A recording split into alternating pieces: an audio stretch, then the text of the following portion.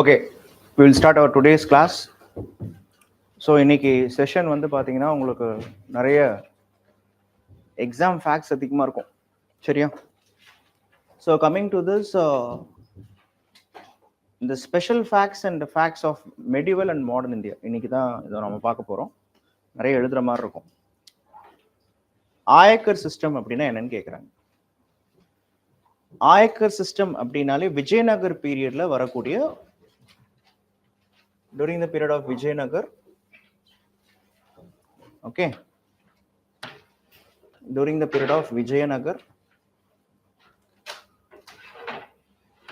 okay, Vijayanagar kingdom,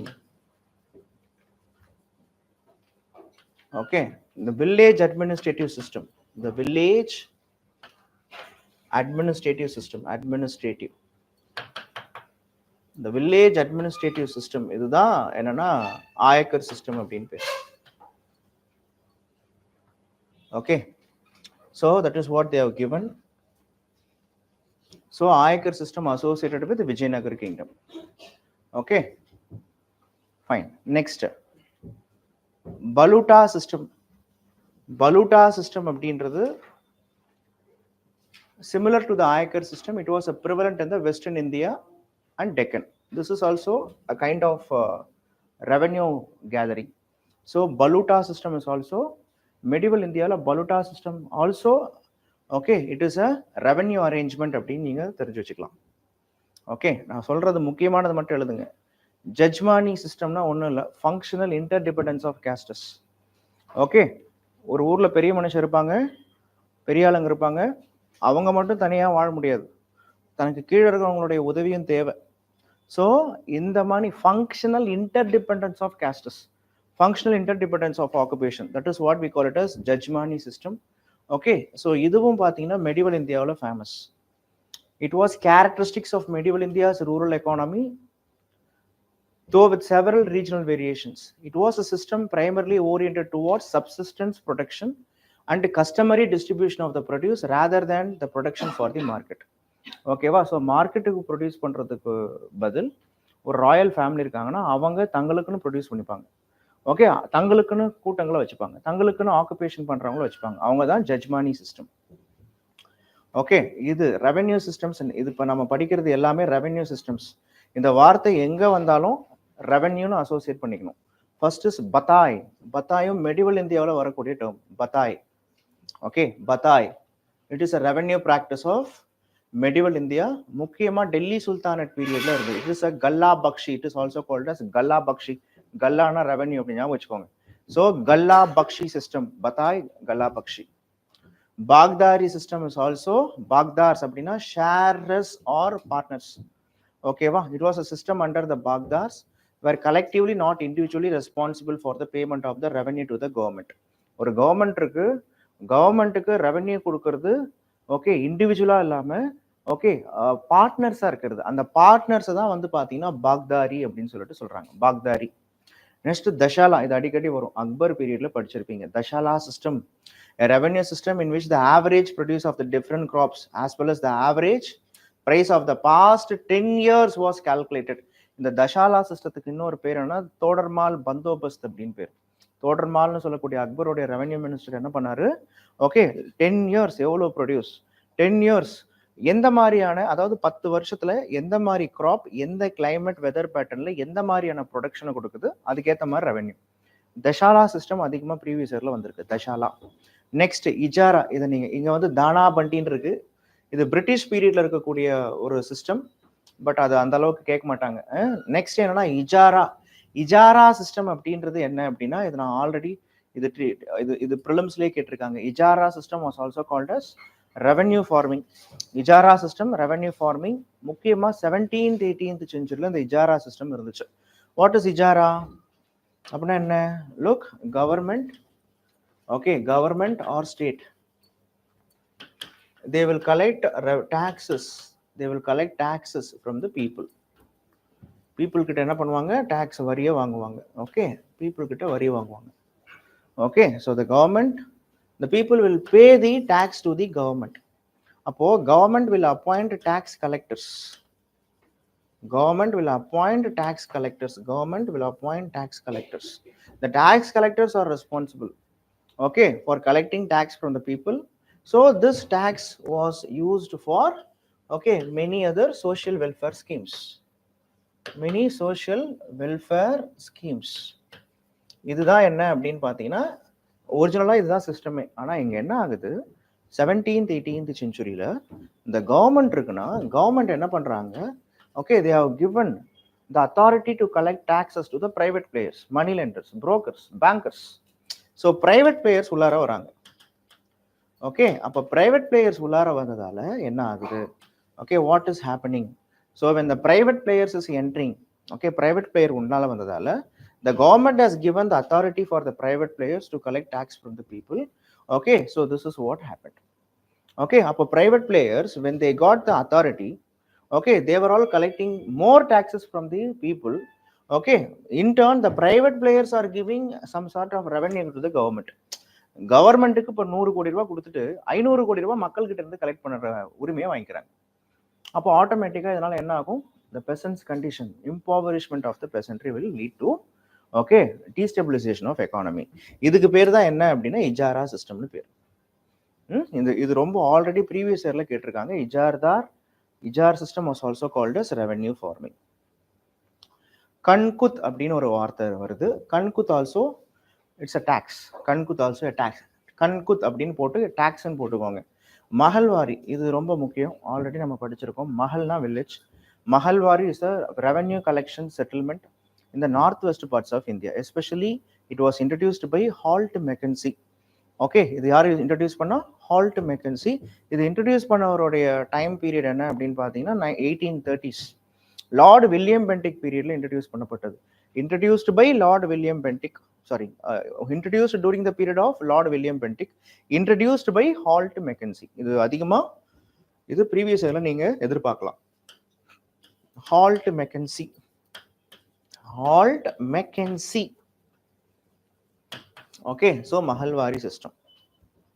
And இது என்ன சார்னா NASAQ, NASAQ. In this method, the revenue payable by the cultivator was calculated on the basis of past experience. இப்போ நம்ம சிபில் ஸ்கோர்னு வச்சிருக்கானுங்க தெரியுமா, இந்த சிபில் ஸ்கோருக்குலாம் தாத்தா யாருன்னா இவங்க தான், NASAQ. ஓகே, சிபில் ஸ்கோர் வந்து நீங்க ஒரு லோன் வாங்குறீங்க அப்படின்னா, நீங்கள் ஃப்ரெஷ்ஷாக ஒரு லோன் எடுக்க போகிறீங்க அப்படின்னா உங்களுக்கு பேங்க்கு கொடுக்க மாட்டாங்க தெரியுமா. ஃப்ரெஷ்ஷாக ஒரு லோன், இதுக்கு முன்னாடி நீங்கள் இப்போ பேங்க் என்ன டிமாண்ட் பண்ணுதுன்னா, உங்களுக்கு லோனே இல்லை அப்படின்னா, உங்களுக்கு பாஸ்ட் கிரெடிட் எக்ஸ்பீரியன்ஸ் இல்லை அப்படின்றதுக்காக என்ன பண்ண மாட்டாங்க, லோன் கொடுக்க மாட்டாங்க. ஓகே, நீங்கள் சின்ன சின்னதாக லோன் வாங்கி அதை அடைக்க முடியுது அப்படின்னும் பொழுது, okay, yeah, you have the capacity to get the credit and you have the capacity to pay the credit back. அப்போ என்ன பண்ணுறான்னா, ஓகே, இவரால் கடன் இல்லாமலாம் இருக்க சொல்லலை, கடன் இருக்கணும், கடன் கட்டக்கூடிய கெப்பாசிட்டி இருக்கணும்ன்றதான் இன்னைக்கு கவர்மெண்ட், இன்னைக்கு இருக்கக்கூடிய எக்கனாமிக் செக்டர்ஸ் அதை தான் ஃபோக்கஸ் பண்றாங்க. அப்போ இதே மாதிரி இவன் எப்படி கட்டியிருக்கான், இந்த பாஸ்ட் எக்ஸ்பீரியன்ஸ் எல்லாம் பாக்குறாங்க. ஓகே, இப்போ நீங்க கரெக்டா அந்த லோனை கரெக்டான டைம்ல பே பண்ணல அப்படின்னா இப்போ சிபில் ஸ்கோர்லாம் அப்படியே கம்மியாகும். அது மாதிரி ஒருத்தருடைய பாஸ்ட் எக்ஸ்பீரியன்ஸை வச்சு ஓகே ரெவென்யூ கலெக்ஷன் பண்றதுக்கு பேர் தான் NASAQ அப்படின்னு பேர். நெக்ஸ்ட் ரயத்வாரி, நான் சொல்லவே தேவையில்ல. ரயோத் அப்படின்னா இண்டிவிஜுவல் கல்டிவேட்டர். இந்த ரயோத்வாரி செட்டில்மெண்ட்ன்றது ஷெர்ஷா சூரி பீரியட்ல இதுக்கு என்ன பேர் வச்சிருக்காங்க, ஆக்சுவலா பட்டா சிஸ்டம் தான். Sher Shah Suri introduce the concept of patta system.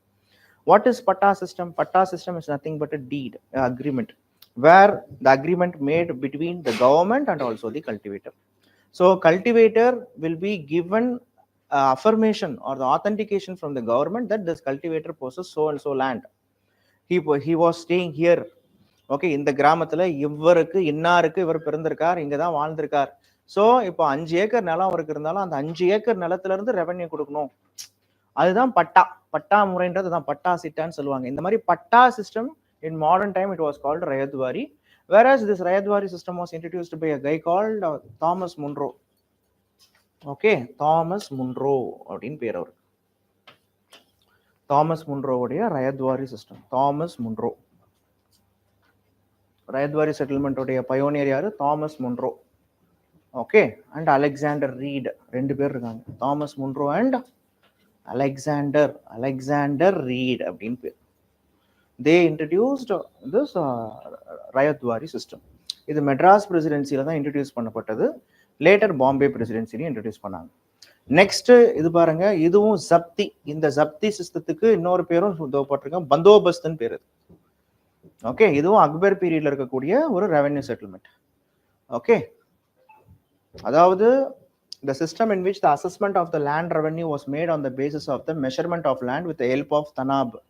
தனாப்ன்றது ஒரு பேம்பூ ஸ்டிக்கை வச்சு நிலத்தை அளந்துக்கிட்டே போவாங்க. இப்பெல்லாம் டேப்லாம் இருக்கு. ஓகே, இப்போ டேப் இருக்கு. இன்னைக்கும் கிராமத்துல சில இடத்துலலாம் பேம்பூ ஸ்டிக் யூஸ் பண்ணுவாங்க, அயர்ன் ராட்ஸ்லாம் யூஸ் பண்ணுவாங்க.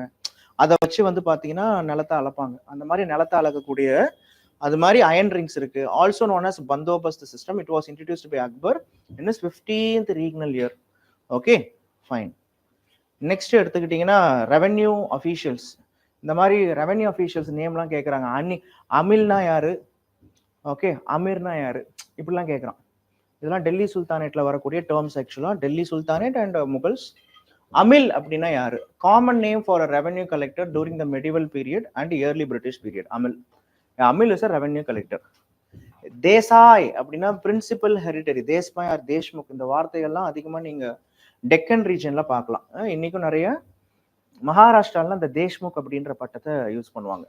Desai or Deshmukh. Okay, so நம்ம படிக்கிறோம்ல மொராஜி தேசாய்.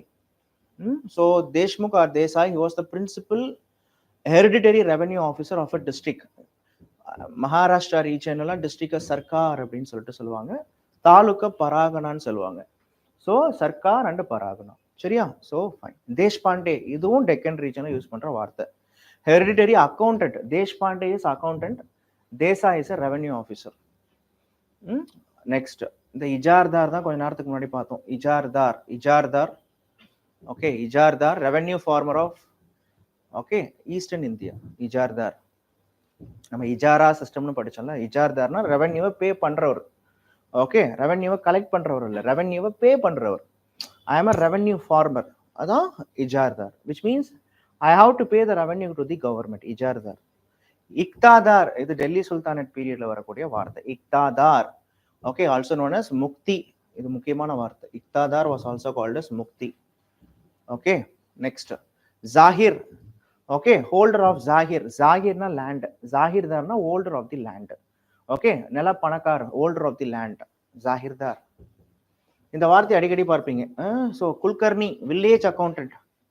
நம்ம இதுக்கு முன்னாடி பார்த்தோம், தேஷ்பாண்டேன்னு பார்த்தோம். ஓகே, தேஷ்பாண்டேக்கு முன்னாடி தேஷ்முக்னு பார்த்தோம். பாருங்க, தேஷ்முக், தேஷ்பாண்டே அண்ட் அந்த லைன்ல வர்றது குல்கர்னி. ஓகே, ஸோ குல்கர்னி அப்படின்றவங்க வில்லேஜ் அக்கௌண்டன்ட் இந்த west India.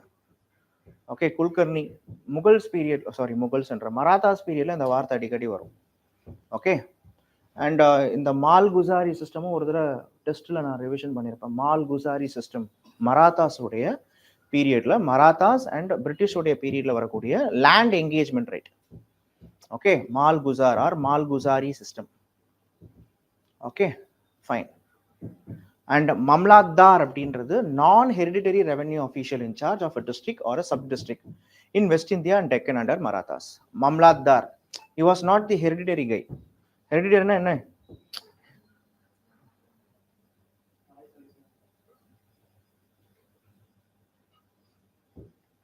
Mamlatdar, non-hereditary revenue official in charge of a district or a sub-district in West India and Deccan under the Marathas. Mamlatdar.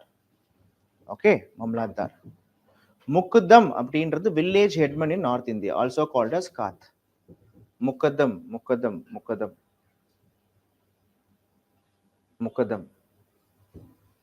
Okay. Polygar, நம்ம already படிச்சிருப்போம். Palayakkara or polygar. Polygar, it comes under Vijayanagar உடைய descendants. Vijayanagar periodல இருக்கக்கூடிய the petty chieftain or zamindar who enjoyed a hereditary right of revenue collection in South India. Polygar, பாளையம் அப்படின்னு இருக்கும். பாளையத்தோட head Poligar R Palayakkar.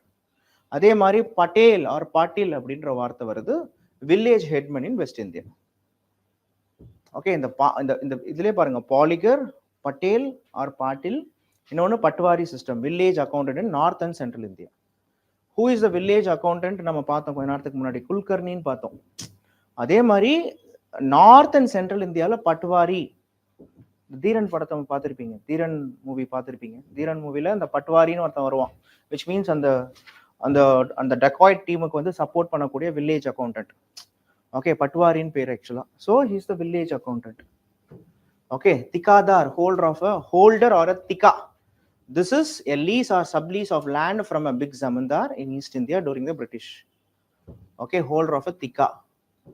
அதாவது நிலத்தை லீஸுக்கு எடுத்து ஓட்டுறவன். ஓகே, திகாதார்னு பேர். அப்படியே ரிவைஸ் பண்ணுங்க பார்க்கலாம். Please revise no. I will ask questions.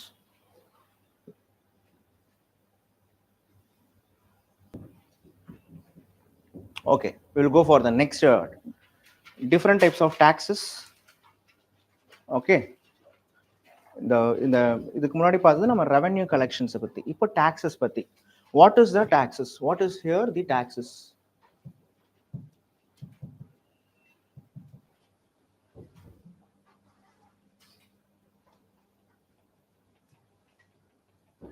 Okay, so what are all the taxes we will see? First one is abwab அப்படின்னு ஒன்று இருக்கு.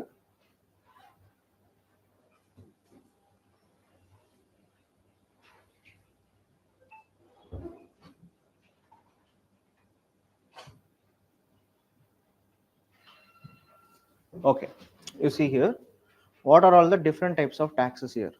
First one is abwab. It is the miscellaneous cesses and import levied by the zamindars and public officials. Zamindars and public officials, okay, impose பண்ண miscellaneousனா பலதரப்பட்ட வரிகள் தான் என்னன்னா abwab அப்படின்னு பேர். பட் நம்மளுடைய கொஷின்ஸ் இதெல்லாம் இப்படிலாம் கேட்க மாட்டாங்க. பட் மேக்சிமம் கொஷின்ஸ் கேட்கறது எப்படி கேட்காங்கன்னா, இந்த சவுத்னு ஒரு டாக்ஸ் இருக்கு. Okay, what is chauth and what is sardeshmukhi அப்படின்ற கொஷின் ஆல்ரெடி வந்திருக்கு. What is Chauth and what is Sardesh Mukhi? Chauth அப்படின்ற டாக்ஸ் யார் பீரியட்ல இருக்குன்னா மராத்தாஸ் பீரியட்ல இருந்தது Chauth. Okay, Chauth is from whose period? Marathas period. Chauthன்றது 1/4 of the revenue collection. Yeah.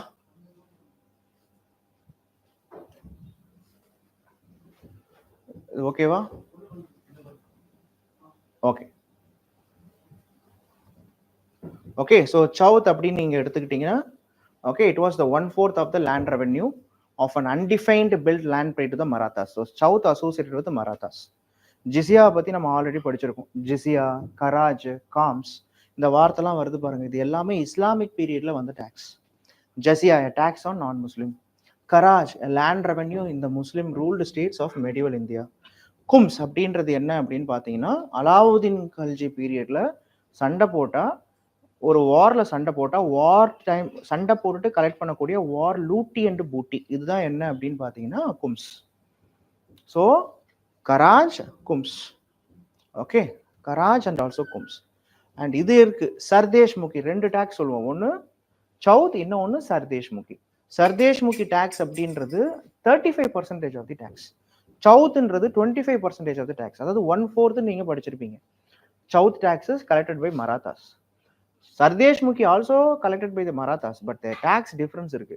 1/4 plus 10%, that is 35% of the revenue. ரொம்ப simple. பாருங்க, an additional levy of the 10% on those lands of Maharashtra over which Marathas claimed hereditary rights. ஓகேவா? So that is what we call it sardeshmukhi. And ஜகாத், இதுவும் பார்த்தீங்கன்னா அந்த காலத்தில் wealthy Muslims பே பண்ண tax. ஒரு கோட்டீஸ்வரர் முஸ்லிம்ஸ் இருக்கிறாருன்னா அவர் பே பண்ண டேக்ஸ் தான் என்னன்னா ஜகாத். A religious tax paid by all the wealthy Muslims in an Islamic state for the maintenance of their unfortunate brethren அப்படின்னு சொல்றாங்க. Okay, so that is what we call it as zakat அப்படின்னு பேர், ஜகாத். Fine. இந்த மாதிரி அக்ரேரியன் கிளாஸ்ல இருந்து கொஸ்டின்ஸ்லாம் கேட்குறாங்க, இந்த மாதிரி ஹைலைட் பண்ணியிருக்கிறது. ஓகே, பாக்தார் அப்படின்ற ஒரு வார்த்தை வருது, பாக்தார். இந்த பாக்தார் அப்படின்றவங்க he's a partner or a shareholder of a joint village in some parts of Western India. Baghdar, he was also called as Pattidar அப்படின் பேர். Baghdar was also called as Pattidar. Baghdar was also called as Pattidar. Baghdar was also called as Pattidar. Okay, fine. மற்றது வேண்டாம், நான் சொல்றதை மட்டும் highlight பண்ணிக்கிறேன். ஹாலி R ஹாலியா, bonded agricultural laborer, விவசாய கூலி. விவசாய கூலிக்கு வெஸ்டர்ன் இந்தியாவில் ஹலியா அப்படின்னு பேர் வச்சிருந்தாங்க, ஹலியா. ஓகே, இதே காமியா அப்படின்னா ஈஸ்ட் இந்தியாவில் அக்ரிகல்ச்சரல் லேபரர், வெஸ்ட் இந்தியாவில் ஹாலியா, ஈஸ்ட் இந்தியாவில் காமியா. மனாம்தார் அப்படின்றவர் யார் சார் அப்படின்னு பார்த்தீங்கன்னா, ஓகே, கேரளாவில் இருக்கக்கூடிய ஜென்மென்ஸ். இந்த வார்த்தை ரொம்ப முக்கியம், ஜென்மென்ஸ். ஏன் இந்த வார்த்தை ஜென்மீன்ஸ் ஆர் ஜென்மி அப்படின்ற இந்த வார்த்தைலாம் ஏன் வருதுன்னா, நீங்கள் மாப்பிலார் ரிபல்லியன் பற்றி படிப்பீங்க. மாப்பிலார் ரிபல்லியன் கேரளாவில் நடந்ததுன்னு படிப்பீங்க. அங்கே இருக்கக்கூடிய முஸ்லிம்ஸை ஜென்மீஸ் அப்படின்னு சொல்லுவாங்க, which means they were all the one who got land as a lease and they were all cultivating there. அதான் அங்க கொடுத்துருக்கான். மனாம்தார், the holder of a land tenure under the zamindars jenmis in Kerala. Okay, so இங்க ஏன் இங்க ஜென்மீஸ் அப்படின்ற point இங்க வருதுன்னா, jenmis are the zamindars. Traditionally the Muslims were the jenmis. அவங்க கிட்ட தான் லேண்ட் ரைட்ஸ் இருந்துச்சு. பட் மாடர்ன் டைம் பீரியட்ல கேரளாவில் இருக்கக்கூடிய Namboodiripad Brahmins and caste Hindus கையில் ஜமீன்தார்ஸ், பிரிட்டிஷ் ஹெல்ப்போட, ஓகே, இவங்கெல்லாம் ஜமீன்தார்ஸாக மாறுறாங்க. ஸோ லேண்ட் கலெக்ஷன் ரைட் அப்படின்றது அவங்க கிட்ட போது, அவங்களுக்கு கீழே இந்த முஸ்லிம்ஸ் வீக் ஆயிடுறாங்க. அவங்கள தான் மோபிலாஸ் அப்படின்னு சொல்லுவாங்க. During the term of the tenure, the Kanamdar paid the Jenmi a lower rent than the other tenants. At the beginning, they paid to the Jenmi a lump sum kanam அப்படின்ற கணம், அதாவது டாக்ஸை கொடுக்குறவங்க பேர் தான், லம்ப் சம்மா அமௌண்ட்டை கொடுக்கும் பேர் தான் கணம். ஸோ அவங்கள தான் கனாம்தார் அப்படின்னு சொல்லிட்டு சொல்றாங்க. ஸோ இந்த மாதிரியான வார்த்தைகள்லாம் கேரளால யூஸ் பண்ண டேர்ம் ஜென்மீஸ், கனாம்தார், கணத்தை கொடுக்குறவன் கனாம்தார், அண்ட் ஆல்சோ மனாம்தார் அப்படின்ற பேர். இதுவே வெஸ்ட் இந்தியாவில் haliya is bonded agricultural labourer and kamiya is the bonded agricultural labourer of the east India. So இந்த வார்த்தைகள் மட்டும் என்னன்றதை பார்த்துக்கோங்க.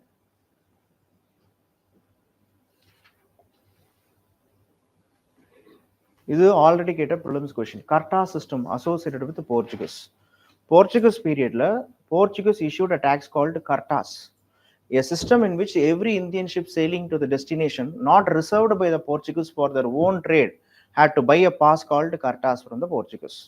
Viceroy of Goa, if it was to avoid the seizure and the confiscation of the merchandise. உங்களுடைய ship வந்து பார்க்கும்பொழுது confiscate பண்ணக்கூடாதுன்னா, dacoit பண்ணக்கூடாதுன்னா, நீங்கள் போர்ச்சுகஸோடைய கர்டாஸ் system அப்படின்றத வாங்கி வச்சுக்கணும். இதுதான் கர்டாஸ். இதுவும் என்னன்னா தாதினி சிஸ்டம், இதுவும் ப்ரீவியஸ் இயர்ல வந்திருக்கு. The system in which merchants, both Indian and European, gave cash and raw material advances called Dadan to the artisans and later brought their finished products. தாதினி சிஸ்டம்ன்றது ஒன்றும் கிடையாது. இப்போ நான் தான் ஒரு டெய்லர் அப்படின்னு வச்சுக்கோங்க.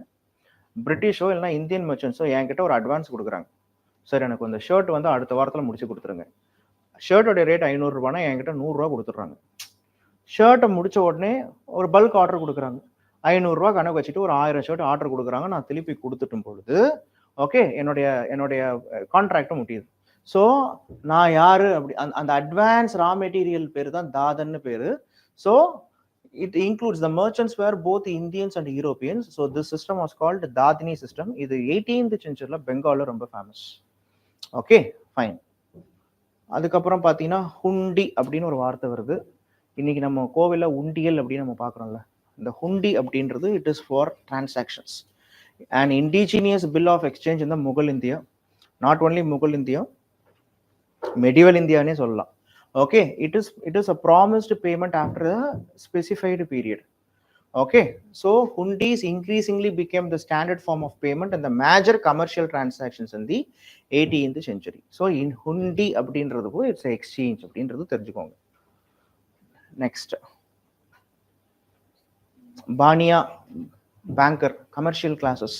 இந்தியாவில் இருக்கக்கூடிய பனியர் அப்படின்னு சொல்லுவாங்க. பானியானா banker. Banjara, previous year question. Banjara yaru, the merchant who specialized in the carrying caravan trade, particularly in grain, salt, cattle throughout India. Banjaras, traders. Medieval India இந்த வார்த்தை வருது, ஆல்ரெடி கேட்டிருக்காங்க. Banjaras, traders, caravan traders. Caravan ட்ரேடர்ஸ்னா என்ன? ஒரு வண்டியில இப்போ மளிகை சாமான் இப்போ ரெண்டு விதமான மர்ச்சன்ட்ஸ் இருப்பாங்க இல்லையா? ஒன்று பர்மனண்டா, இப்போ நம்ம சரவணா ஸ்டோர்ஸ் அண்ணாச்சி எடுத்துக்கோங்க. பர்மனண்டா கடையை போட்டு உட்காந்துட்டாரு, நம்ம அவரை நோக்கி போய் பொருளை வாங்கிட்டு வரோம் இல்லையா? பட் சில பேர் அப்படி கிடையாது. நம்மளை தேடி வருவாங்க. வீட்டில் வந்து உப்பு விற்பாங்க, மளிகை சாமான் விற்பாங்க. ஓகேவா? ஸோ இந்த மாதிரி இருக்கிறவங்க ஓகே பஞ்சாராஸ் அப்படின்னு பேர். கான்செப்ட் புரியுதா? இவங்க த்ரூ அவுட் இந்தியா அவங்களுடைய ட்ரேட் வால்யூமும் அதிகமாக இருக்கும், throughout India they had contact. ஓகேவா? இன்னைக்கு இருக்கக்கூடிய அமேசான் மாதிரி நீங்க சொல்லலாம், ஃப்ளிப்கார்ட், அமேசான் மாதிரி. என்ன அமேசான் ஃப்ளிப்கார்ட்லாம் ட்ரேடர்ஸ் கிட்ட இருந்து வாங்கி அவன் சேல் பண்றான். பட் இவங்க ட்ரேடர்ஸே. கான்செப்ட் புரியுதா? சரி. இதே சவுத்துல எடுத்துக்கிட்டீங்கன்னா செட்டியார்ஸ். ஓகே, தலால் அப்படின்றவன் புரோக்கர், கமர்ஷியல் டிரான்சாக்ஷன்ல புரோக்கர். என்கிட்ட காசு கிடையாது, தலால் கிட்ட போய் காசு வாங்கிட்டு நான் என்ன பண்ணுவேன் அப்படின்னா அட்வான்ஸ் கொடுத்துருவேன். So dalal is nothing but a broker or middleman in the commercial transactions. இதே கோல்தார்னு ஒருத்தர் இருக்கான், கோல்தார். ஓகே, கோலா அப்படின்றது ஒரு கோலா அப்படின்னா வேர்ஹவுஸ், ஒரு பெரிய வேர்ஹவுஸ் வச்சிருப்பார். அந்த வேர்ஹவுஸ் உடைய மண்டி வச்சிருப்பார். Okay, warehouse mandi. Okay, so அதோட ஹெட் தான் கோல்தார். மகாஜன், இந்த வார்த்தையை அடிக்கடி சேட்டுங்கெல்லாம் யூஸ் பண்ணுவாங்க. Mahajan, wholesale merchant or big banker in eastern, northern and west India, mahajan. Okay, Marwari நமக்கே தெரியும், பேர்லயே இருக்கு மார்வார். மார்வாத் ரீஜன்ல இருந்து, அந்த ரீஜன் மார்வாத் ரீஜன், ஸோ அங்கிருந்து வரவங்க மார்வாரி.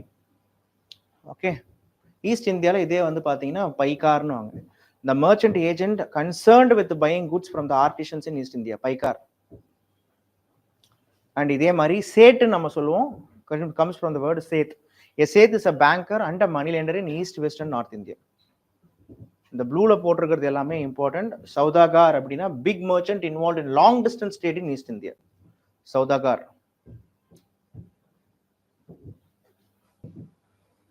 இங்க பாருங்க, அவுரங்காபாத், அவுரங்கசீப். ஆக்சுவலா அவுரங்கசீப் அப்படின்றது ஒரு ரூலரை குறிக்குது. பட் அவுரங் அப்படின்ற வார்த்தை it is a depot for manufactured goods or localised manufacturing area. உற்பத்தி செஞ்ச பொருளை சேமிச்சு வைக்கக்கூடிய இடம் தான் அவுரங். அவுரங் அப்படின்னாலே அக்குமுலேஷன் அப்படின்னு அர்த்தம். அவுரங்காபாத், ஸோ மேனுஃபேக்சரிங் பண்ற இடம்னு அர்த்தம் அவுரங்காபாத். அவுரங்காபாத். ஃபைன். அண்ட் இங்க பாத்தீங்கன்னா உங்களுக்கு பிகா அப்படின்னு ஒரு வார்த்தை வருது. இந்த வார்த்தையும் அடிக்கடி யூஸ் பண்ணுவாங்க. Bigha, measure of land area. Bigha, ஒரு ஏக்கருக்கும் கம்மியா இருக்கிறது தான் bigha. Chowki means customs out post. Customs out post என்னன்னா போலீஸ், சௌக்கீஸ் அண்ட் தானாஸ். அந்த காலத்து police stations chowkis and thanas அப்படின்னு சொல்லுவாங்க. ஸோ சௌக்கீஸ் அப்படின்னா கஸ்டம்ஸ் அவுட் போஸ்ட். ஓகேவா? உங்களை செக் பண்ணக்கூடிய இடம். நீங்க லீகலா போறீங்களா இல்லைனா வந்து இல்லீகலா வந்து பாத்தீங்கன்னா ட்ரேட் பண்றீங்களா, என்ன பண்றீங்க? சௌக்கீஸ், சௌக்கீஸ் அண்ட் தானாஸ் போலீஸ் ஸ்டேஷனும் குறிக்குது. கௌரிஸ் அப்படின்றது கான்ச் ஷெல்ஸ். நம்ம 19th செஞ்சுரி வரைக்கும், நீங்க கொஞ்ச நாள் முன்னாடிலாம், நீங்க எத்தனை பேர் போயிருக்கீங்கன்னு தெரியல, பீச் பக்கம்லாம் பாத்தீங்கன்னா நிறைய சின்ன பசங்களாம் இந்த கௌரிஸ், இந்த சின்ன சின்ன சங்கெல்லாம் பொறுக்கிட்டு இருப்பாங்க. எதுக்குடா பொறுக்குறீங்கன்னு கேட்டா இதை கொடுத்தா காசுன்னு சொல்லுவாங்க. ஆக்சுவலா ஒரு காலத்துல அப்படிலாம் இருந்தது. ஏன்னா அந்த ஷெல்லே வந்து பாத்தீங்கன்னா எக்ஸ்சேஞ்ச், மீடியம் ஆஃப் எக்ஸ்சேஞ்சா 19th செஞ்சுரி வரைக்கும் யூஸ் பண்ணிட்டு இருந்தாங்க. இன்னைக்கும் சில மியூசியத்துலலாம் அந்த ஷெல்ஸ்லாம் வச்சிருக்காங்க. ஸோ கௌரிஸ், ஏன்னா இது ஒரு மீடியம் ஆஃப் எக்ஸ்சேஞ்சஸா இருந்துச்சு. டரோகா, நான் ஏற்கனவே சொல்லியிருக்கேன், daroga head of police, customs or excise out post. Diwani, இதெல்லாம் நம்ம அடிக்கடி கேள்விப்பட்டு சலிச்சு போன வார்த்தை. Diwani, right to collect revenue. So right to collect revenue. Farman, farman is the decree, royal order, அரசு சாசனம். சார்ட்டர். ஓகே, கஞ்ச் அப்படின்னா trade centre or market, ganj. Okay, ganj, GANJ, Ganj.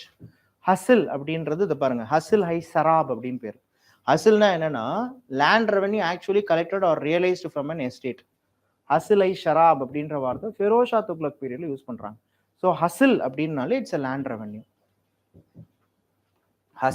Hazle i sharab. Okay, land revenue collected or realized from an estate. Okay, haat அப்படினாலே periodic village fair அப்படின்னு சொல்லிட்டு சொல்றாங்க. Haat, periodic village fair. Inam, தானமா கொடுக்கிறது. Revenue free land or some gift from a person in authority to someone for a service. Medieval இந்தியாவில் இனாம் லேண்ட்ஸ்னு வாங்க. முக்கியமா இந்த சூஃபீஸுக்கெல்லாம் கொடுக்குற லேண்டை இனாம் அப்படின்னு, நான் இனாமுக்கு கொடுத்தேன், இனாமா வாங்கினியா. இந்த இனாம்ன்ற வார்த்தை வந்து ஆக்சுவலா மெடிவல் டேர்ம்ல யூஸ் பண்ணக்கூடிய வார்த்தை. இனாம், இக்தா, ஜாகிர். நான் திருப்பி இதை சொல்லிட்டே இருக்கிறது காரணம் என்னன்னா இந்த லேண்ட்ஸ்லாம், இந்த வார்த்தைகள்லாம் அடிக்கடி நீங்க படிச்சிருப்பீங்க. ஜாகிர்தார், ஜாகிர்னா lands, ஜாகிர்தார்னா the one who have the land. So the Mughal equivalent to the Iqta of the Delhi Sultanate, Zahir. Okay, ஜமானா என்ன? the total revenue levied or expected from an estate, jama. So இது எல்லாமே ரெவென்யூல வரக்கூடிய வார்த்தைகள். அண்ட் இந்த இந்த இடத்துல பாருங்க, ஓகே, ஜமாபந்தி. இன்னைக்கும் ஜமாபந்தி போடலன்னு கேட்பாங்க கலெக்டர் ஆஃபீஸில். திங்கக்கிழமைனா ஜமாபந்தின்னு வாங்க. ஜமாபந்தினா என்னன்னா, settlement of the amount of revenue assessed upon estate or village or district. இன்னைக்கு ஜமாபந்தி அப்படின்றது என்ன சொல்லுவாங்கன்னா, கலெக்டர் கணக்கு பார்ப்பார். ஒரு ஒரு ஒரு ரெவென்யூ ஏரியாவில், அதாவது ஜமா, முக்கியமாக கலெக்டர்ஸ், ரெவென்யூ ஆஃபீஸர்ஸ், அது ஒரு ட்ரெடிஷ்னலாக நடக்கக்கூடிய ஒரு விஷயம். இவ்வளோ மாசத்துல இவ்வளோ கலெக்ட் ஆயிருக்கு, அந்த ரெவென்யூ வச்சு என்னென்னலாம் பண்ணலாம். இதுக்கு பேரு ஜமாபந்தின்னு பேர். காந்தி வந்து 1920s இதுதான் இந்த இந்த கவர்மெண்ட் இன்ஸ்டிடியூஷன்ஸ், இந்த கவர்மெண்ட் ஃபங்க்ஷன்லாம் நம்ம பாய்காட் பண்ணணும்னாரு. ஓகேவா? ஸோ ஜமாபந்தி அப்படின்றது ரெவென்யூ, எவ்வளோ ரெவென்யூ கலெக்ட் ஆயிருக்கு அதை வச்சு என்ன பண்ணலாம். ஸோ அது மெடிவல் டைம் பீரியட்ல வந்த வார்த்தை. Settlement of an amount of revenue assessed upon an estate, village or district. Okay, இதான் ஜமாபந்தி. அடுத்த வார்த்தை என்னன்னா கர்கானா. கர்கானாஸ் அப்படின்றது என்ன அப்படின்னா, royal factory where different types of goods were manufactured. அதாவது ஒண்ணுமே கிடையாது, அரசு இருக்குல்ல, அரசவை இருக்குல்ல, ஆர் இந்த அந்தபுரம்லாம் இருக்கும்ல, அதாவது இந்த ராஜாவுடைய ஃபேமிலி மெம்பர்ஸ், ஓகே, ராஜாவுக்கு க்ளோஸ் ஆனவங்க, அவங்களுடைய நீட்ஸை ஃபுல்ஃபில் பண்ற இடம் தான் கர்கானா. ஓகே, கர்கானாஸ் அப்படின்னு சொல்லுவாங்க. இது முகல்ஸ் அண்ட் டெல்லி பீரியட்ல, டெல்லி சுல்தானே பீரியட்ல வர வார்த்தை. ஓகே,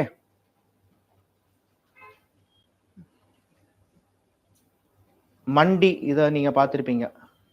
ஓகே, மண்டி அப்படின்றது ஹோல்சேல் மார்க்கெட். ஓகே, மண்டி அப்படின்னா ஹோல்சேல் மார்க்கெட்.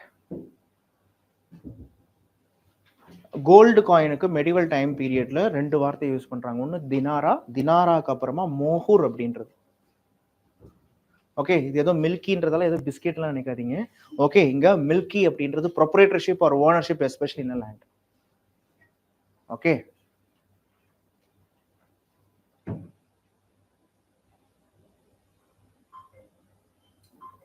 இதெல்லாம் மேக்சிமம் இது கவர் ஆயிடும். கொஞ்ச நேரத்துக்கு முன்னாடி தான் இந்த பட்டானா என்னன்னு சொன்னேன். இது உங்களுடைய பட்டா, document given by the revenue official to the revenue payer stating the terms on which the land is held and the amount to be payable. எவ்வளோ நிலம் வச்சிருக்கீங்க, அந்த நிலத்துக்கு எவ்வளோ வருவாய் கொடுக்கணும், அதான் பட்டா. அதே மாதிரி இந்த பட்டிதாரின்னு ஒரு வார்த்தை வருது. பட்டிதாரி, the joint ownership of a village or estate. இங்க குபுலியாத், இது உங்க NCERT புக்ல படிச்சிருப்பீங்க.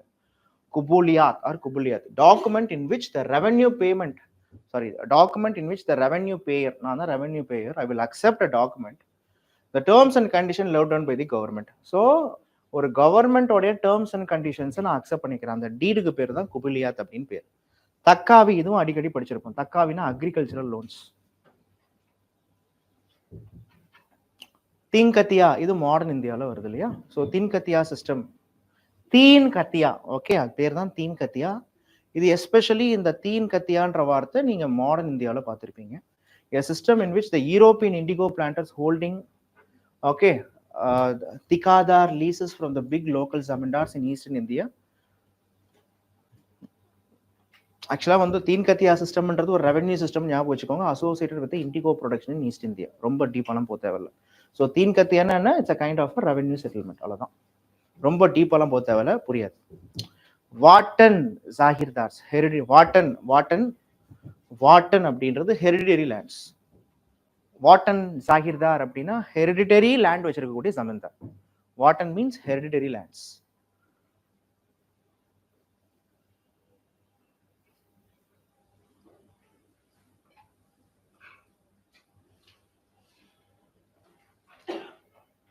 ஸோ இப்போ நம்ம மாடர்ன் இந்தியாவில் வரக்கூடிய சில பர்சனாலிட்டிஸ் எல்லாம் பார்ப்போம். ஃபர்ஸ்ட் யார் வரானா, கான் அப்துல் காஃபர் கான். நீங்க இதை கேள்விப்பட்டிருப்பீங்க. ஆல்பபெட்டிக் ஆர்டர்ல போவோம். ஃபர்ஸ்ட் யாரு? Khan Abdul Ghaffar Khan. He was also called as Frontier Gandhi. He was also called as Frontier Gandhi. முக்கியமான keywords பாருங்க. He was a supporter of Gandhi, but he was a Muslim. That too, he was from a Pathan tribe Muslim. Pathan tribes basically warrior tribes of Muslim. Pathan tribe Muslim, but he supported Gandhi, so he was called Frontier Gandhi. He organized an organization called Kudai Kit Margas. Kudai Kit Madgas. servants of the gods, are popularly known as red shirts. Are popularly known as red shirts. Okay. So ஒரு இறந்ததுக்கு அப்புறமா பாரத் ரத்னா வந்து பார்த்தீங்கன்னா கொடுத்துருக்காங்க. Next is Abdul Hamid Lahori. Okay, he was the one who wrote Padshahnama. Shahjahan பீரியடில் ஷாஜஹானுடைய biographer. Okay, ஷாஜஹானுடைய biographer எழுதினவர். ஓகே, அவருடைய நேம் என்னன்னா அப்துல் ஹமீத் லஹோரி. அப்துல் ஹமீத் லஹோரி. அப்துல் ஹமீத் லஹோரி. அப்துல் ஹமீத் லஹோரி. அப்துல் ஹமீத் லஹோரி.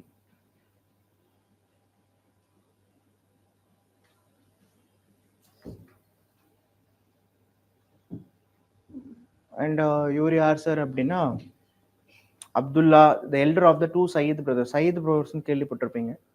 ஓகே, சயீத் பிரதர்ஸ்ல one of the elder Sayyid brother name is Abdullah Barha Sayyid. The Sayyid brothers were the history's first kingmakers னு சொல்லுவாங்க. Because of the Sayyid brothers only, who supported Farooq Shahருக்கு சப்போர்ட்டா இருந்தவங்க அவங்க.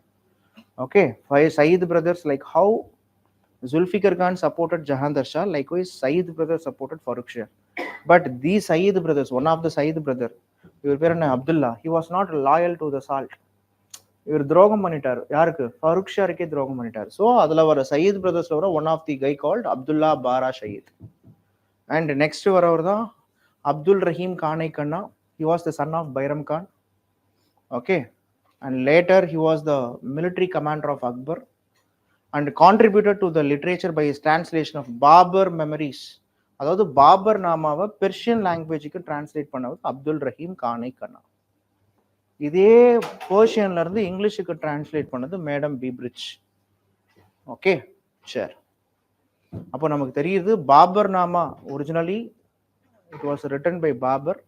It was the autobiography of Babur, written in which language? Turkish language. Turkish language. Okay, good. Abul Fazal, இவர் வேற யாரும் கிடையாது. He was the brother of நம்ம அக்பர் நாமாவை எழுதுனது யாரு? ஆமா, இந்த அபுல் ஃபாசல் இருக்கார் இல்லையா, இவர் தான் அக்பர் நாமாவை எழுதினார். Akbarnama 3 parts. Third part சைனை Akbari. Akbarnama's part 1 speaks about Akbar's ancestors.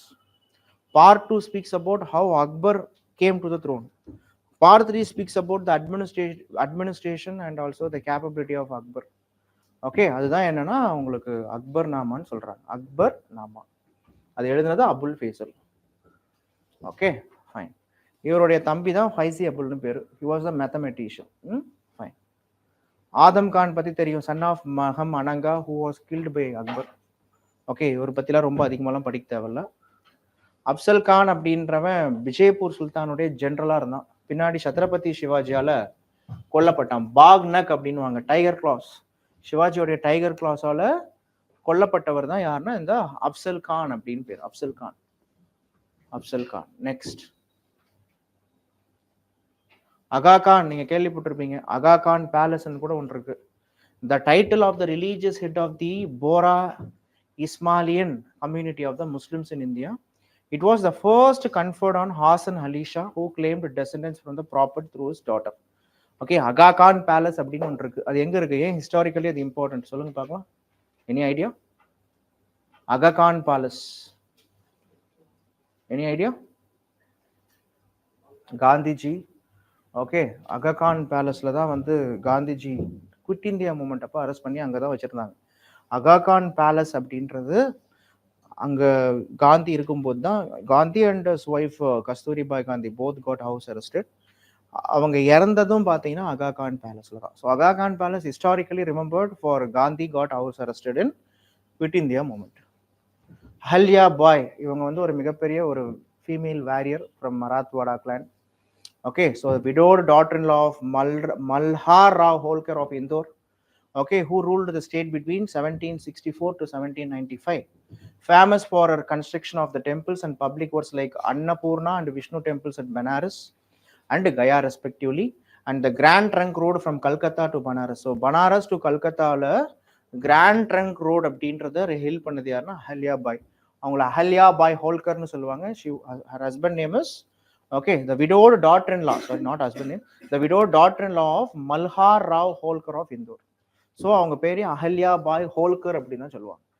So from 1764, அதாவது பேட்டில் ஆஃப் பக்சர்ல இருந்து 1795 வரைக்கும் பார்த்தீங்கன்னா உங்களுக்கு மகாராஷ்டிரா ரீஜனை ரூல் பண்ண ஒரு ஃபீமேல் வேரியர். மற்றபடி இந்த பேர்லாம் உங்களுக்கு தெரியும். முக்கியமான பேரை மட்டும் பார்ப்போம். அஹல்யா பாய், அதுக்கப்புறமா Ahmad Shah Abdali, association with third battle of Panipat. Okay, third battle of Panipat. He was from Afghanistan. Okay, he was worked initially under Nadir Shah and Ahmad Shah Wali, the 9th Sultan of Bamini Kingdom. He came to power by murdering his brother Feroz Shah Bamini. இந்த ஃபெரோஸ் ஷா பாமினி அப்படின்றவர் தான் டெல்லி டெக்கன் சுல்தான்லேயே ரொம்ப சூப்பரான ராஜா, ரொம்ப நல்ல ராஜா. அவர் சொல்லப்போனால் டெக்கன், இந்தியாவில் டெக்கன் ரீஜனை ஒரு கல்ச்சுரல் ஹெட்டாக மாற்றணும்னு நினைச்சார். He had relationship with Devaraya, one of Vijayanagar kingdom. அந்த அளவுக்கு ஒரு சூப்பரான ராஜா தான். பட் இவரை கொண்டுட்டு ஆட்சிக்கு வந்தவன் பேர் தான் அகமது ஷா வாலி அப்படின்னு பேர். Okay fine.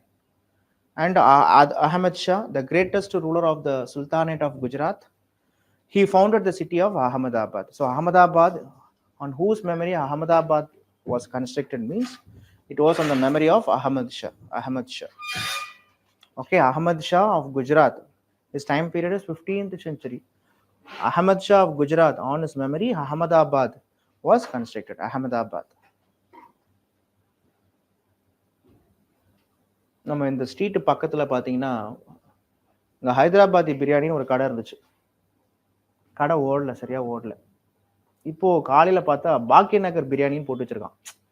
ஓகேவா? ஆக்சுவலா என்ன விஷயம்னா ஹைதராபாத் தான் பாக்கியநகர்னு பேரு. ஹைதராபாத்துடைய ஒரிஜினல் நேம் என்ன? பாக்கியாநகர். ஆக்சுவலா அவன் சிவில் சர்வெண்டா இருப்பான், நினைக்கிறேன். சிவில் சர்வீஸ் ஆஸ்பிரண்டா இருப்பான். ஓகேவா? டேய் ஹைதராபாத்னு போட்டா எவனும் வரமாட்டான், பேரை மாத்துவோம் அப்படின்னு சொல்லிட்டு பாக்கியநகர்னு போட்டு வச்சிருக்கான். பாக்கியநகர் பிரியாணி இந்த போனீங்கன்னா தெரியும். ஆக்சுவலா அதுக்கு முன்னாடி 2 பேரை மாத்திட்டான். நிசாமத் பிரியாணின்னு ஒண்ணு இருந்தது. நான் நோட் பண்ணிட்டே இருப்பேன், சரி இவன் எத்தனை பேர் தான் மாத்துறான்னு பார்ப்போம். எத்தனை பேர் மாட்டாலும் உங்க கடையில பிரியாணி சாப்பிட மாட்டேன். ஆக்சுவலா இப்போ பாக்கிய நகர் இருக்கு. அப்பதான் நினைச்சேன், இந்த அளவுக்கு டெக்னிக்கலா பேர் வைக்கிறாங்கன்னா கண்டிப்பா விஷயம் நம்ம பையன்தான் எவனும் ஒருத்தன். ஓகேவா? அதனால அகமதாபாத் அதே மாதிரிதான் இங்க. ஓகே, மோடிஜி இது வரைக்கும் அகமதாபாத் பேரை மாட்டாம இருக்கிறார். என்ன பிளான் வச்சிருக்காருன்னு தெரியல. ஓகே, சோ அகமதாபாத் அப்படின்றது யாருடைய நேம்னா அகமது ஷா. Okay fine. இது வேண்டாம், இது வேண்டாம். அஜாத சத்ரு, he was an ancient India ruler, தெரியும் உங்களுக்கு. அஜாத சத்ரு, he was the one who first convened the first Buddhist council. அஜாத சத்ரு. அஜித் சிங், அவுரங்கசீப் பீரியட்ல இருக்கக்கூடிய மிக முக்கியமான ஒரு ராஜ்புட் ரூலர் தான் அஜித் சிங். ஆக்சுவலா there are 2 Ajit Singh is there. நம்ம இவர் இருக்கார்ல பகத்சிங், பகத்சிங்கோடைய அங்கிள் நேமும் அஜித் சிங் தான். He was a freedom fighter. But இந்த அஜித் சிங் யார் சார் அப்படின்னா, he was the contemporary of Aurangzeb. சரியா? ஃபைன். அக்பர் பத்திலாம் நமக்கு தெரியும், நம்ம படிக்க தேவையில்ல.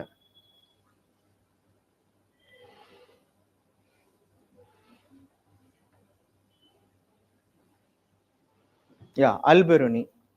Who is this Al-Biruni?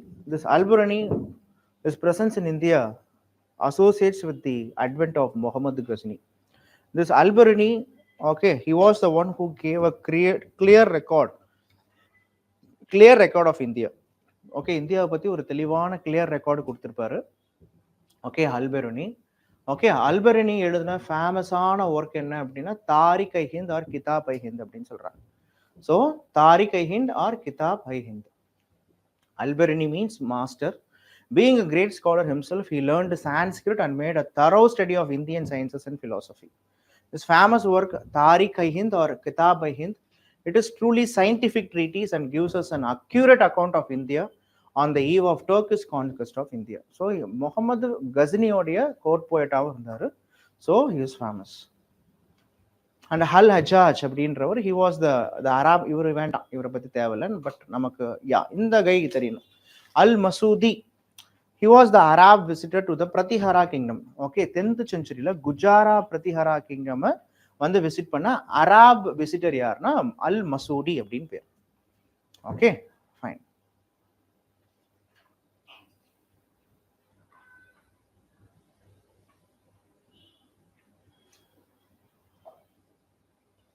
Yeah, very good. This guy Malik Amber was a famous guy. ஏன் இந்த மாலிக் ஆம்பர் ரொம்ப ஃபேமஸ் அப்படின்னா, மகாராஷ்டிரால அதாவது Chhatrapati Shivaji, you would have read that he was so famous in guerrilla warfares. இந்த கொரில்லா வார்ஃபேரை கத்துக்கிட்டதே யாருன்னா மாலிக் ஆம்பர் கிட்ட தான். He was the ruler of Ahmednagar, not Ahmedabad. He was the ruler of Ahmednagar. Actually this guy was not from India. அவர் African. சொல்லப்போனா ஒரு அபிஸ்னியான்னு சொல்லுவாங்க, நீங்க பாத்தீங்கன்னா தெரியும். An Abyssinian slave who settled in the Ahmednagar and became the prime minister of Nizam Shahi rulers. He introduced a number of revenue reforms, trained the Nizam Shahi forces in the guerrilla tactics of warfare. Okay, இந்த அகமதுநகர்ல தான் சிவாஜியோட சத்ரபதி சிவாஜியோட அப்பா Shaji Bhonsle work பண்ணாரு. ஷாஜி பான்ஸ்லே கிட்ட இருந்தும் okay Chhatrapati Sivaji பின்னாடி gorilla வார்ஃபேரை learn பண்ணிட்டாரு. அந்த கதை தான் வருங்க. Okay, so a large number of Marathas in the army and foiled the attempts of Jahangir to complete Mughal annexation of the Nizam Shahi kingdom. But in 1616, he was compelled by the Prince Khurram to surrender the fort of Ahmednagar to the Mughals. Okay, so he resisted initially the Mughals, but later he was compelled by the Jahangir to surrender the fort of Ahmednagar to the Mughals. Okay, Ambi, not our onion Ambi. Okay, this guy was when Alexander invaded India, he voluntarily surrendered to Alexander. Okay, this Ambi was the reason. This Ambi was the one who was teaching Alexander to attack Porus. ஏன்னா அம்பி and porous அவங்க ரெண்டு பேருமே enemies. இவங்க ரெண்டு பேருமே Indian rulers தான். But இந்த போரஸை attack பண்ணணும் அலெக்சாண்டருக்கு ஐடியா கொடுத்தவனே இந்த அம்பி தான். பாயிண்ட் புரியுதா? ஸோ அம்பி. Amir Khusrau, he was a great guy, parrot of India. 8 Delhi சுல்தானேட்டோடைய கோர்ட்ல அவர் இருந்திருக்காரு. முக்கியமா அலாவுதீன் கல்ஜியோடைய கோர்ட்ல அவர் இருந்திருக்காரு. A great exponent, a musician, a poet, writing in Persian, Urdu and Hindi. He enjoyed the patronage of successive rulers of Delhi from Balban to Ghiyasuddin Tughlaq, okay, and passed away in 1324. கிட்டத்தட்ட 8 டெல்லி சுல்தானர்ஸ் உடைய கோர்ட்ல இருந்தவர். Okay fine. He was the great guy who built the Puri Jagannath temple. இந்த வருஷம் maybe current affairs கேட்கலாம். Okay, Puri Jagannath temple, a 12th century temple built by Anantavarma Choda Ganga Deva. பேரு அப்படியே ஏதோ ராக மாதிரி இருக்கும். ஸோ அனந்தவர்ம சோட கங்க தேவா, பேர்லயே கங்கான் இருக்கு, அதனால ஈஸ்டர்ன் ஒடிஷா. கங்காஸ்னாலே 2 கங்காஸ் இருக்காங்க, ஒன்னும் western Gangas, eastern Gangas. So இவர் யார் சார்னா ஈஸ்டர்ன் கங்கா, ஒடிஷா. அப்ப பேர் அனந்தவர்மன் சோட கங்கானா அவர் எந்த ஊருக்காருன்னு ஒடிஷான்னு போட்டணும். ஓகே, கங்காஸ் அப்படின்ற டைட்டில் 2 பேர் யூஸ் பண்றாங்க. வெஸ்டர்ன் கங்காஸ்னா மைசூர், ஈஸ்டர்ன் கங்காஸ் அப்படின்றது ஒடிஷா. சோழர்கள் இவங்களையும் அடிச்சிருக்காங்க, கங்கர்களையும் அடிச்சிருக்காங்க. ஓகேவா, அதான் மீனிங். டாக்டர் அன்சாரி நம்ம நிறைய இடத்துல பார்த்துருப்போம். ஓகே, முக்கியமா டாக்டர் அன்சாரி எதுக்கு வர்றாருன்னா, நம்ம 1927 மெட்ராஸ் செஷன்ல மெட்ராஸ் செஷன்ல நம்மளுடைய Simon commission anti Simon resolution pass பண்ணது இவர் தான். Okay, so doctor Ansari. So Dr. Ansari was so special in the Madras session, okay, where the anti-Simon resolution was passed. Okay, Solapona, he was the one who imprisoned in, okay, civil disobedient movement.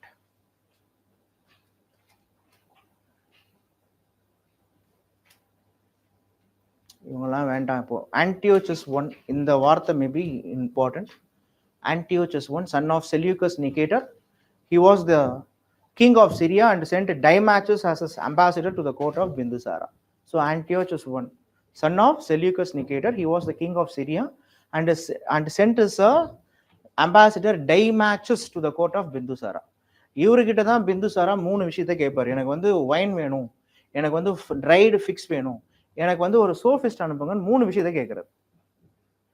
ஓகேவா? ஏன்னா Syria அதாவது கிரேக்க தேசத்தின் wine ரொம்ப ஸ்பெஷலா இருக்கும். அதனால he will has this wine, dried fix and also sophist. கிரேக்க தேசத்துல இது 3 ஃபேமஸ். அத்திப்பழம் famous, philosophers famous, wine famous. அதில் ஆன்டியோச்சஸ் என்ன சொல்லுவார், உஷாரா தம்பி உனக்கு ஒயினை எவ்வளோ வேணாலும் கொடுக்குறேன்னு குடி, ஓகே எவ்வளோ ஃபிக்ஃப்ரனாட் வேணால் ஜூஸ் கூட போட்டு தரேன் சாப்பிடு, ஆனால் தயவு செஞ்சு இந்த சோஃபிஸ்ட்டை மட்டும் கேட்காது. பிகாஸ் கிரேக்க தேசத்துடைய கிரேக்கர்களாகிய நாங்கள் எங்களுடைய தத்துவ ஞானிகளெல்லாம் விற்க மாட்டோன்றவர். We won't sell our sophist, we won't sell our philosophers. ஏன் விஷயம்னா கிரேக்க தேசத்துடைய சொத்தே இவங்க தான். தேவர் ஆல் தி பொலிட்டிக்கல் ஸ்ட்ராட்டஜிஸ்ட். ஓகேவா, ஒரு கிரேக் ஒரு ஒரு ஒன்றும் இல்லாத தேசத்தை வந்து பார்த்தீங்கன்னா எப்படி மாற்றணும்னு அவங்களுக்கு தெரியும். கிரேக்கர்களுடைய சீக்ரெட்ஸ்லாம் அவங்களுக்கு தெரியும். அதனால பிலாசபர்ஸ், கிரேக்க தேசத்துடைய பிலாசபர்ஸை நாங்கள் விற்க மாட்டோம்னு சொல்லிடுவார். ஓகே, இவர் என்ன பண்ணுவார், கோச்சிக்க மாட்டார். ஓகே ஜி நீங்கள் கொடுத்தா மட்டும் ஓகேன்னு இந்த ஒயினையும் ஃபிக் ஃப்ரூட்டையும் வாங்கி சாப்பிட்டு ஓகே ஏப்பம் விட்டுருவார், முடிஞ்சு போச்சு. அதான் ஆன்டியோச்சஸ். அண்ட் இந்த ரிலேஷன்ஷிப், அதனால தான் சொல்லுவாங்க இதெல்லாம் பாசிட்டிவ் பைலேட்டர் ரிலேஷன்ஸ்ல வருது. ஓகே, இதுக்கு பேர் என்ன அப்படின்னு பார்த்தீங்கன்னா இன்பர்சன் டிப்ளமசின்னு பேர், பர்சனல் டிப்ளமசி. இதுதான் மோடிஜியும் ஃபாலோ பண்றாரு. எந்த ஊருக்கு போனாலும் அந்த ஊர் பிரைம் மினிஸ்டர் கட்டி பிடிச்சிடுறாரா, ரோட்ல போற பிச்சைக்காரனா வந்து கமான் ஆயின்னு சொல்லிட்டு கட்டி பிடிச்சிடுறாரு. ஓகே, அது காரணம் என்ன, மோடிஜி நம்ம ஊர் பிச்சைக்காரனே கட்டி பிடிச்சிட்டாருப்பான்னு சொல்லிட்டு மோடிஜிக்கு ஃபேன் ஃபாலோவர்ஸ் ஆயிட்டாங்க. ஓகே, ஆனா நம்ம ஊர்ல பிச்சைக்காரன் அது சீன் வேற, நம்ம ஊர் பிச்சைக்காரன் அவர் கண்டுபிடிக்க மாட்டார்.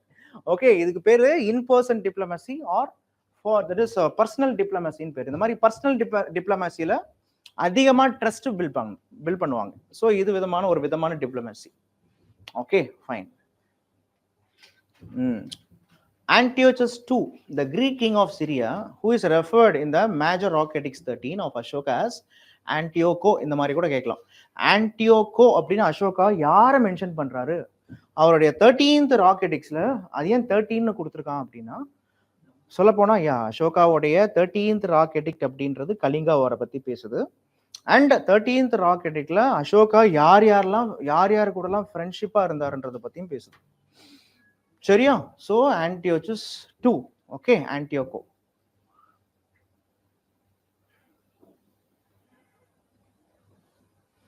This Arjun, Guru Arjun Dev, the 5th Sikh Guru, got assassinated by Jahangir. Okay, fine.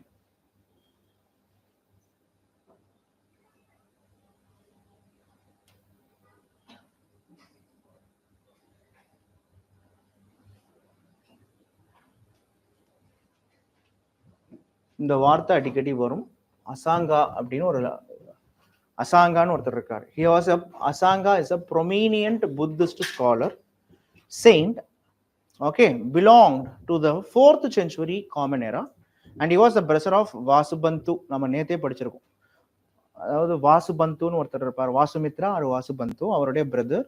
he was the author of சூத்ர லங்கரா. இதை மட்டும் அப்படியே எழுதிக்கோங்க பாப்பா.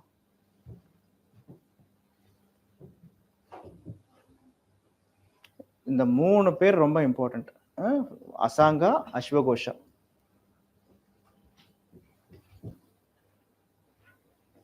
இந்த மாதிரி ஆளுங்க பேர் தான் இப்பெல்லாம் கேட்டுட்டு இருக்காங்க. அசாங்கான்னு கொடுத்துட்டு அவரு எந்த புத்திசத்துல வராரு, வெதர் மகாயானா ஆர் யோகா ஹீனயானா. அதே மாதிரி அஸ்வகோஷா பத்தி நேத்து படிச்சோம். இந்த மாதிரியான ஆத்தர்ஸ் அண்ட் அவங்களுடைய கீவேர்ட்ஸ், அதை பத்தி நீங்க லேர்ன் பண்ணணும்.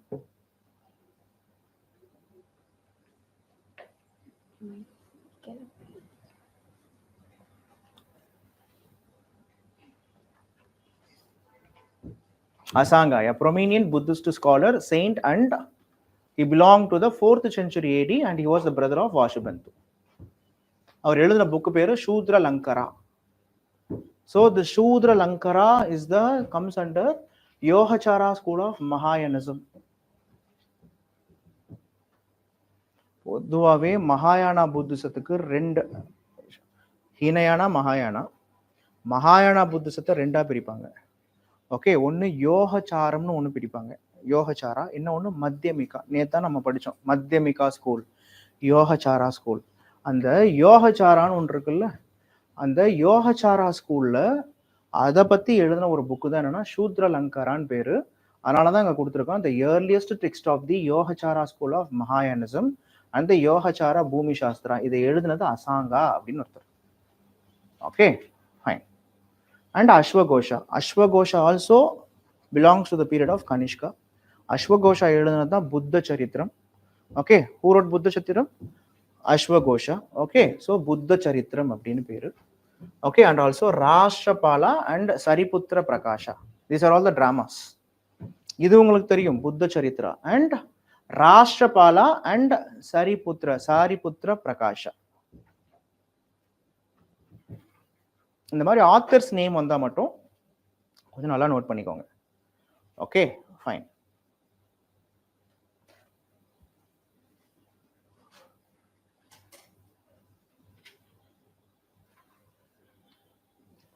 பைரம் கான் அக்பருடைய மாமா and commander in chief. Ballala Sena அப்படின்னு ஒருத்தர் இருக்காரு. சேனான்னு வருது, அதனாலே அவர் சேனா ரூலர்னு அர்த்தம். சேனாஸ் ரூல்டு வந்து ஈஸ்டர்ன் பார்ட் ஆஃப் பெங்கால். எந்த டைம் பீரியட்னா 12th century. பல்லால சேனா அப்படின்னு பேர். ஓகே, இவங்க நேம்லாம் உங்களுக்கு தெரியும். பந்தா பகதூர் 10th Sikh குரு. பேரை பார்த்தாலே கண்டுபிடிச்சிடணும். பந்தா Bahadur 10th Sikh Guru had enmity with Mughals. Bharani, Ziauddin Bharani, இவர் தான் முகமது பின் Tughlaq, the Sultan freed from the people and the people freed from Sultan சொன்னவர். ஓகே, இவர் எழுதுனது, இவர் ஆக்சுவலா வாழ்ந்தது ஃபெரோஷா துக்ளக் பீரியட்ல. ஃபெரோஷா துக்ளக் பத்தி எழுதியிருக்காரு, அதுதான் தாரிகை ஃபெரோஷாஹி. கான்செப்ட் புரியுதா உங்களுக்கு? அது எழுதினது யாரு? ஜியாவுதீன் பரணி. Okay fine.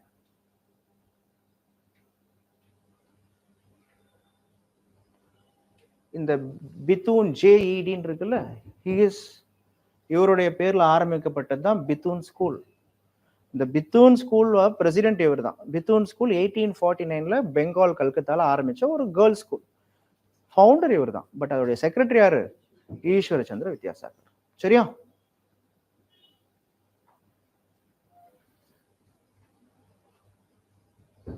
இவங்க பேர்லாம் வேண்டாம். பாஷா அப்படின்னு ஒருத்தர் இருக்காரு. பாஷா, an early Sanskrit dramatist of ancient India. He is said to have composed 13 dramas, the most famous being Swapna Vasava Datta, Charu Datta Paritama. இந்த வார்த்தை எழுதிக்கோங்க. பாஷா wrote what ன்னு கேட்பாங்க. பாஷா wrote Swapna Vasava Datta. Swapna Vasava Datta. Basha. He was a dramatist. He was ஒரு நாடக ஆசிரியர், dramatist. And 2 Bhaskaracharya இருக்காங்க. பாஸ்கராச்சாரியா 1, 2 2 பேருமே மேத்தமெட்டிஷியன்ஸ் தான். பட் இங்க இருக்கிற மேத்தமெட்டிஷியன் 12th century பாஸ்கராச்சாரியா தான். லீலாவதி, இது previous year prelims question. Who composed Lilavati? Lilavati actually அவருடைய ஒய்ஃப் நேம் தான் லீலாவதி. ஆக்சுவலா ஒரு ஒய்ஃப் இறந்துருவாரு. ஸோ ஒய்ஃபோடைய பேர்ல அவருடைய ஈக்குவேஷன்ஸ்லாம் எழுதி கொடுப்பாரு. அதான் லீலாவதின்னு பேர். Okay, so Bhaskaracharya, celebrated Indian astronomer and mathematician of the 12th century. He was born in Bijaypur and was author of Siddhananda Sironmani, also known as Leelavati. Okay, அவரு பாஸ்கராச்சாரியா. இவர் பாருங்க பாஸ்கரவர்மன். பாஸ்கரவர்மன் 2 ராஜா இருக்காங்க. ஒன்னு கேரளாவை ரூல் பண்ண ராஜராஜ சோழன் பீரியட்ல கேரளாவை ரூல் பண்ண சேர மன்னன் பாஸ்கரவர்மன். இன்னொரு பாஸ்கரவர்மன் அசாம் காமரூபாவை ரூல் பண்ண அர்ஷா பீரியட் பாஸ்கரவர்மன். ஸோ ஓல்டஸ்ட் பாஸ்கரவர்மன் யாருன்னா அசாம். பின்னாடி லேட்டர் பாஸ்கரவர்மன் யாருன்னா கேரளா. சரியா? இதுவும் ப்ரீவியஸ் இயர்ல கேட்டிருக்காங்க. Who is Bhavabhuti? He is a Sanskrit poet and dramatist of the earlier 8th century. He was at the court of King Yashovarman of Kannauj. His work include Uttara Charitam and Malati Madhavam. Bhavabhuti பேர் பாருங்க, பவபூதி. 4 தெரியாத ஆர்டிஸ்ட கொடுத்துருவாங்க. இப்ப பாஷான்னு கொடுத்துருவாங்க, பவபூத்தின்னு கொடுத்துருவாங்க. இன்னும் 2 பேரை கொடுத்துட்டு இவங்க எந்த செஞ்சுரின்னு கேட்பாங்க. இதான் விஷயம். அப்போ ஒரு என்ன century? 8th century. Okay, Bhavabhuti 8th century சார்ந்தவர். பாஸ்கராச்சாரியா என்ன செஞ்சுரி? டக்குன்னு சொல்லுங்க பார்க்கலாம். Bhaskaracharya, okay, Bhaskaravarman of Assam 7th century. ஏன்னா Harshavardhana period 7th century. Okay, Bhaskaravarman of Kerala Chola யார் பீரியட்? ராஜராஜன் பீரியட் அப்படின்னும் பொழுது it was the 10th 11th century. சரியா? Fine. What was in which century the Puri Jagannath temple was built? Very good, 12th century. Who was the author? Sorry, who was the one who constructed that? Ananthavarman Chodaganga Deva. இப்படிதான் இந்த மாதிரி basics, இந்த basics தான் யூபிஎஸ்சியே கேட்குறான். இந்த basics தெரியாம நாம எவ்வளவுதான் கொடூரமா படிச்சாலும் ஒன்றும் வேலைக்காக போறது இல்லை. அதனால பேசிக்ஸ்ல ஸ்ட்ராங்கா இருக்கும். சரியா? ஸோ இந்த பவபூதியை பத்தி படிச்சிருப்பீங்க. முகமது கஸ்னி அட்டாக் பண்ணும்பொழுது, சோம்நாத் டெம்பிள் அட்டாக் பண்ணும்பொழுது அப்போ ராஜாவா இருந்தவர் பீமால் அப்படின்னு பேர். Bhimal. He was the Solanki ruler of Gujarat when Muhammad Ghazni raided Somnath temple. So இங்கே கொடுத்துருங்க பாருங்க. Somnath temple was a Shiva temple. It was not a Vishnu temple. Somnath temple was a Somanathar. Somna Nila. Okay, so Soma நிலாவை தன்னுடைய ஜடா முடியில் தரித்தவன் அர்த்தம். Somanatha, நிலாவோட head. ஆக்சுவலா நிறைய வார்த்தைகள்லாம் பார்த்தீங்கன்னா சிவா நேம் இருக்கும். அரவிந்த் அப்படின்னா அரவு பிளஸ் இந்து. அரவுனா பாம்பு, இந்துனா நிலா. ஸோ நிலாவையும் பாம்பையும் தன் சடை மேல் வச்சிருக்கோம் யாருன்னா சிவபெருமான். இந்த மாதிரி நிறைய வார்த்தைகள்லாம் பார்த்தீங்கன்னா சிவா, விஷ்ணு அந்த மாதிரி பேரை தான் குறிக்கும். ஏன்டா சரிக்கிற உன் பேர் அரவிந்தா? ஃபைன். ஸோ இந்த மாதிரி நிறைய மீனிங்லாம் எடுத்துக்கிட்டீங்கன்னா அப்படிதான் இருக்கும். அங்கதான் இப்போ சோம்நாத் இதை வச்சுதான் இப்படிதான் யூபிஎஸ்சி இப்படிதான் கேட்குறாங்க. சோம்நாத் என்ன? இப்போ பூரி ஜெகநாத் அது என்ன சாமி? விஷ்ணு.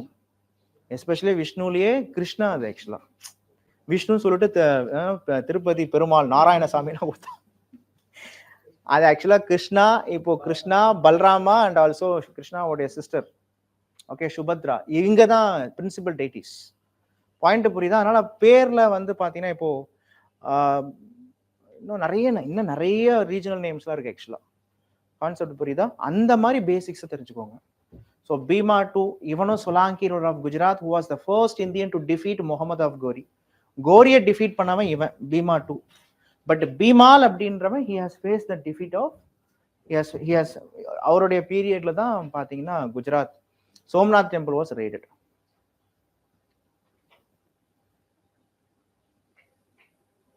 இது சூப்பரான ஒரு author. Okay, 11th century Bilhana, the court poet of Vikramaditya VI, the Chalukya ruler of Kalyan. He was the author of Vikrama Charita. Vikraman கா சரிதா. அவர் பேர் என்ன? பில்ஹானா.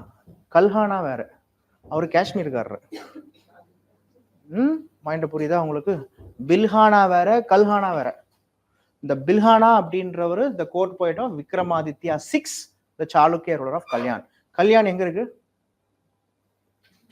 கல்யாண்ன்றது ஒரு ஊரு, நீங்க வேற எதனா நினைச்சுக்க கூடாது, சரியா? கல்யாண் எங்க இருக்கு? கர்நாடகால கிடையாது, மகாராஷ்டிரால இருக்கு.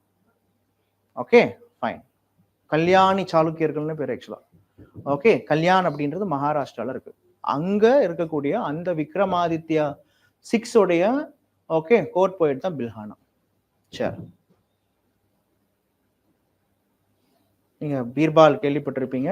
மகேஷ் தாஸ் அக்பருடைய பீரியட்ல ஒரு கோர்ட் போயிட்டா இருந்தார். Birbal, a Rajput chief in the employment of Akbar. He was favorite of the emperor who honored him with the titles of Raja and Kavipriya. So Kavipriyan அப்படின்ற வார்த்தை பீர்பாலை குறிக்குது. Okay fine. ஆக்சுவலா இந்த பேர்டுன்னு இருக்குல்ல, ஆரம் பேர்டுன்னு பேர் அவருக்கு. He was the British revenue officer. He was the one who support of this Mahalwari system.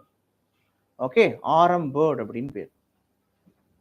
ஆர்எம்னா என்னன்னா ரிச்சர்ட் மெர்டினிச் பேர்ட் அப்படின்னு அர்த்தம். அதை ஷார்ட்டா ஆர்எம்னு கொடுத்துருக்காங்க. ஓகே, மெர்டினிஸ் பேர்ட் சிஸ்டம் அப்படின்றது மஹல்வாரி வருது. இந்த புசி கேள்விப்பட்டிருப்பீங்க, Marquis de Bussy, a French governor assisted Dupleix in the battle of Carnatic War. சொல்ல போனா ஃபர்ஸ்ட் கர்நாடிக் வார்ல சப்போர்ட் பண்ணுவார். செகண்ட் கர்நாடிக் வார்ல இருந்தவர். செகண்ட் கர்நாடிக் வார்ல ஓகே டியூப்ளெக்ஸுக்கு சப்போர்ட் பண்ண பிரெஞ்சு கவர்னர் தான் mister Bussy, Marquis de Bussy அப்படின்னு பேர். இந்த பட்லர், இது ஆல்ரெடி கேட்ட previous year question. Sir Harcourt Butler. நம்ம பட்லர் அப்படின்னால பட்லர் இங்கிலீஷ்னு நினைச்சுப்போம். அதாவது நம்ம கலோக்கியலா பேசுறது தான் பட்லர் இங்கிலீஷ், இவன் பேசுறதுலாம் பட்லர் இங்கிலீஷ் அப்படின்னு. ஸோ பட்லர் அப்படின்ற ஒரு ஒரிஜினலாவே okay he was the chairman of the Indian States Committee. 1927ல இந்தியன் ஸ்டேட்ஸ் கமிட்டின்றதை உருவாக்குறாங்க. அதோடைய சேர்மன் தான் பட்லர். ஸோ பிரின்ஸ்லி ஸ்டேட்ஸுக்கும் பிரிட்டிஷ் கவர்மெண்ட்டுக்குமான ரிலேஷன்ஷிப்பை பத்தி பேசுறதுக்காக உருவாக்கப்பட்டது தான் இந்தியன் ஸ்டேட்ஸ் கமிட்டி. அதோட ஹெட் தான் Butler. Okay fine. William Carey, இதுவும் ப்ரீவியஸ் இயர் क्वेश्चन. இந்த வில்லியம் கேரே ஆரம்பிச்சது தான் என்ன அப்படின்னு பாத்தீங்கன்னா பாருங்க, செராம்பூர் அப்படின்னு ஒரு இடம் இருக்கு பெங்கால்ல. அங்க செராம்பூர்ல வில்லியம் காலேஜ் அப்படின்னு ஆரம்பிச்சாங்க. ஓகே பாருங்க, a Baptist missionary of the early 19th century. He propagated Christianity in Bengal, promoted Bengali prose by publishing a number of books and by helping in the publication of 2 Bengali journals, Digara Rasana and also Samachar Darpan. Okay, so this guy was responsible for establishing Lord Wellesley period la enna college ஆரம்பிச்சாங்க? Serampore William College. Serampore College or William College. Chand Bardai, நல்லா புரிஞ்சுக்கோங்க. Chand Bardai, he was the core poet of Prithviraj Chauhan of Ajmer. He was the author of Prithviraj Raso called Chand Raisa. Prithviraj Raso உடைய, okay, who was the composer of Prithviraj Raso அப்படின்னா it was Chand Bardai.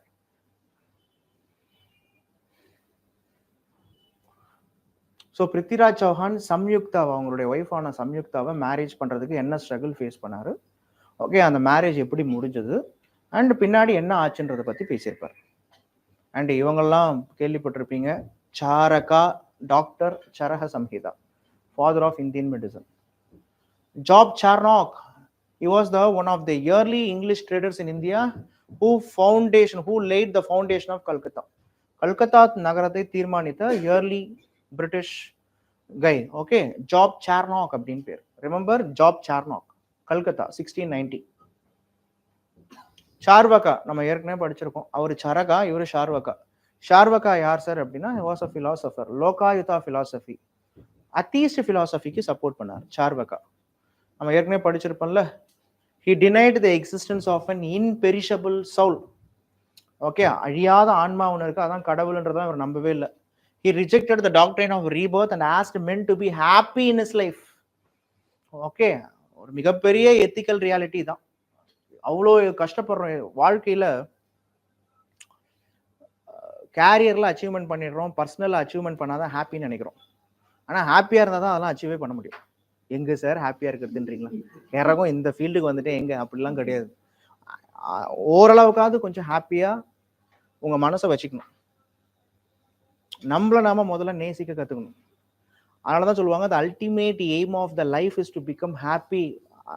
ஒரு individual happiness கொஞ்சம் இருக்கணும். இல்லை நீங்கள் உங்களாலேயே உங்களை satisfy பண்ணிக்க முடியல அப்படின்னா, உங்கள் மேலேயே நீங்கள் நம்பிக்கை இல்லாமல் இருக்கிறீங்க, நம்பிக்கை இழந்திருக்கிறீங்க அப்படின்னா, உங்களால் எந்த விதமான அச்சீவ்மெண்ட்டையும் பண்ண முடியாது. கான்செப்ட் புரியுதா? அதனால அந்த இன்டர்னல், அதனால தான் சொல்லுவாங்க அந்த இன்டர்னல் ஹாப்பினஸ் வேணும். கான்செப்ட் புரியுதா உங்களுக்கு? சில பேர் இன்டர்னல் ஹாப்பினஸ்ன்னு சொல்லிட்டு டாஸ்மார்க் பக்கம்லாம் போயிடுறான். ஏன்டா இந்த பக்கம் வந்திருக்க? இன்டர்னல் ஹாப்பினஸ்ன்னு சொல்லிட்டு இன்டிசிப்ளினா போறது கிடையாது. ஹாப்பினஸ் நல்லா புரிஞ்சுக்கோங்க, நீங்க சில இடத்துல டிசிப்ளினா இருந்தாலே ஹாப்பியா இருப்பீங்க. டிசிப்ளினா இருந்தா என்ன கிடைக்கும் அப்படின்னு நிறைய பேர் நம்ம கிட்ட கேட்பாங்க. நம்மளால மேக்சிமம் எல்லா டைம்லயும் டிசிப்ளினாவும் இருக்கவும் முடியாது. ஓகே, ஏன்னா நம்மளாம் இந்த உலக வாழ்க்கையில இருக்கிறோம், டிசிப்ளினா இருக்க முடியாது. ஆனால் பட் டிசிப்ளினா இருக்கிறவங்கள பார்த்து, டிசிப்ளினா இருந்தா ஒரு விதமான பர்சனல் அச்சீவ்மெண்ட்ன்றது கிடைக்கும், ஒரு கான்ஃபிடன்ஸ் கிடைக்கும். டிசிப்ளின்றது என்ன, காலையில் 6 மணிக்கு நீங்க எழுந்திருக்கணும் முடிவு பண்றீங்களா? 10 மணிக்கு எழுந்திருக்கிறது கிடையாது, 6 மணிக்கு எழுந்திருக்கணும். காலையில பிரேக்ஃபாஸ்ட்டை சாப்பிடணும், கண்டிப்பா அதை ஸ்கிப் பண்ணவே கூடாது, சாப்பிடணும். ஒரு நாள் பிரேக்ஃபாஸ்ட் சாப்பிட்டு 10 நாள் கழிச்சு ஓகே பிரேக்ஃபாஸ்டே ஸ்கிப் பண்றது கிடையாது. நீங்க உங்களுக்கு சின்ன வயசுல இருந்து சொல்லி கொடுத்தாங்கல்ல அம்மா அப்பா, இந்த குட் ஹேபிட்ஸ்லாம் சொல்லி கொடுத்துருப்பாங்கல்ல, அதெல்லாம் இன்னமும் கரெக்டா பண்ணிட்டு இருந்தீங்கன்னா அதான் டிசிப்ளின் அர்த்தம். ஏதோ டிசிப்ளின்றது ஏதோ வானத்துல இருந்து பூச்சி வந்ததெல்லாம் கிடையாது. கரெக்டா அந்த டிசிப்ளின், அந்த பர்சனல் டிசிப்ளின்ல ஸ்ட்ராங்கா இருந்தாலே நாம ரீச் பண்ண வேண்டிய இடத்துக்கு போயிடலாம். அதுல நம்ம கொஞ்சம் நம்ம பெரியவங்க ஆன உடனே நமக்கு நமக்கு இதெல்லாம் ஒரு விஷயமா அப்படின்னு நினைப்பானா, அதுதான் பெரிய விஷயம். இதெல்லாம் பெரிய விஷயமா நினைக்கிறது எல்லாமே பெரிய விஷயம்தான். ஓகேவா? அதனால பர்சனல் டிசிப்ளின்றது இந்த ஃபீல்டை பொறுத்த வரைக்கும் ரொம்ப ரொம்ப ரொம்ப ரொம்ப முக்கியம். கான்செப்ட் புரியுதா? அதனால தயவு செஞ்சு அந்த டிசிப்ளினை ஓகே கொஞ்சம் லேர்ன் பண்ணுங்க. ஓகே, ஸோ அப்படி இருந்தாதான் இந்த ஃபீல்டை பொறுத்த வரைக்கும், ஏன்னா இது ஒரு தவம் மாதிரி. ஓகேவா? இந்த ஃபீல்டுன்றது நீங்க தெரிஞ்சோ தெரியாமலே சூஸ் பண்ணிட்டீங்க, ஒரு தவம் மாதிரி. ஓகே, ஒரு பெனன்ஸ் பண்ற மாதிரி தான். ஓகே, ஏன்னா அதுவும் எக்ஸாம் முன்னாடி அந்த 2 மாசத்துக்கு முன்னாடி 3 மாசத்துக்கு முன்னாடிலாம் நீங்க தவம் தான் இருக்கிறீங்க, இதான் உண்மை. ஓகேவா? அந்த டைம் பீரியட்ல ஓகே அந்த எக்ஸாமுக்கு 2-3 மாசத்துக்கு முன்னாடி நீங்க கமிட்மெண்ட்ஸ்லாம் அதிகம் வச்சுக்க கூடாது. லிட்ரலி வந்து பார்த்தீங்கன்னா அப்போ தான் உங்களுக்கு நிறைய ப்ராப்ளம்ஸ்லாம் வரும். பட் அந்த கமிட்மெண்ட்ஸுக்கெலாம் நீங்கள் ரொம்ப அதிகமாக கமிட்மெண்ட்ஸுக்கு ப்ரியாரிட்டி கொடுக்காம, ஓகே நீங்கள் ஹாப்பியாகவும் இருக்கணும், அட் த சேம் டைம் டிசிப்ளின்டாகவும் இருக்கணும். உங்களுடைய எய்ம் பேஷன் அப்படின்றத மறந்துடவே கூடாது. எக்ஸாம் 2 months முன்னாடி அப்படி தான் இருக்கணும். அதான் எக்ஸாம் மைண்ட் செட். கான்செப்ட் புரியுதா? ஸோ அது ரொம்ப முக்கியம். So he has the persons meant to be happy. சந்தோஷமா இருங்க. For the body once cremated can never be formed again. இதுவும் சொல்றாரு. So it is atheist philosophy. Concept புரியுதா? ஏன் அவர் இது மாதிரி சொன்னார்னா, அப்போ நிறைய பிராமணிக்கல் டாமினன்ஸ் இருந்தது. ரிச்சுவல்ஸ் பண்ணு, யஜ்னாஸ் பண்ணு, ஓகே காசு இல்லையா கடனை வாங்கியாவது பண்ணு. சரி கடனை வாங்கி பண்ணி என்னப்பா ஆகுறது? You are not living in the present, you are living for some external thing. Okay outer லைஃபுக்கு வாழ்ந்துட்டு இருக்கீங்க. நெக்ஸ்ட் பர்த்துக்குலாம் இந்த வயசு இது பண்ணிட்டு இந்த வருஷத்தை இந்த ஜென்மத்தை இப்போ வாழ்டானா அடுத்த ஜென்மத்துக்கு ஏன் இப்போ தயார் பண்றீங்க? அதான் ஒரு கொஸ்டின் கேட்கிறாரு. அந்த கொஸ்டின் பயங்கரமா லாஜிக்கலா இருந்துச்சு. ரியாலிட்டி தானே, இதான ரியாலிட்டி, இதை தானே இங்க தானே வாழணும். ஓகேவா? ஸோ அதனால வந்து பாத்தீங்கன்னா இவருடைய பிலாசபி இட்டுடுச்சுது. கான்செப்ட் புரியுதா? அதனால தான் Charvaka famous for Lokayata philosophy. 2014 prelims question. Okay fine. Charumati was the daughter of one of the daughters of Ashoka. She has become a Buddhist nun, accompanied her father on the visit to Nepal and remained there after her father's departure. Charumati இன்னொரு daughter இருக்காங்க, சங்கமித்ரா. ஸ்ரீலங்காவுக்கு Sanghamitra, Nepal Charumathi.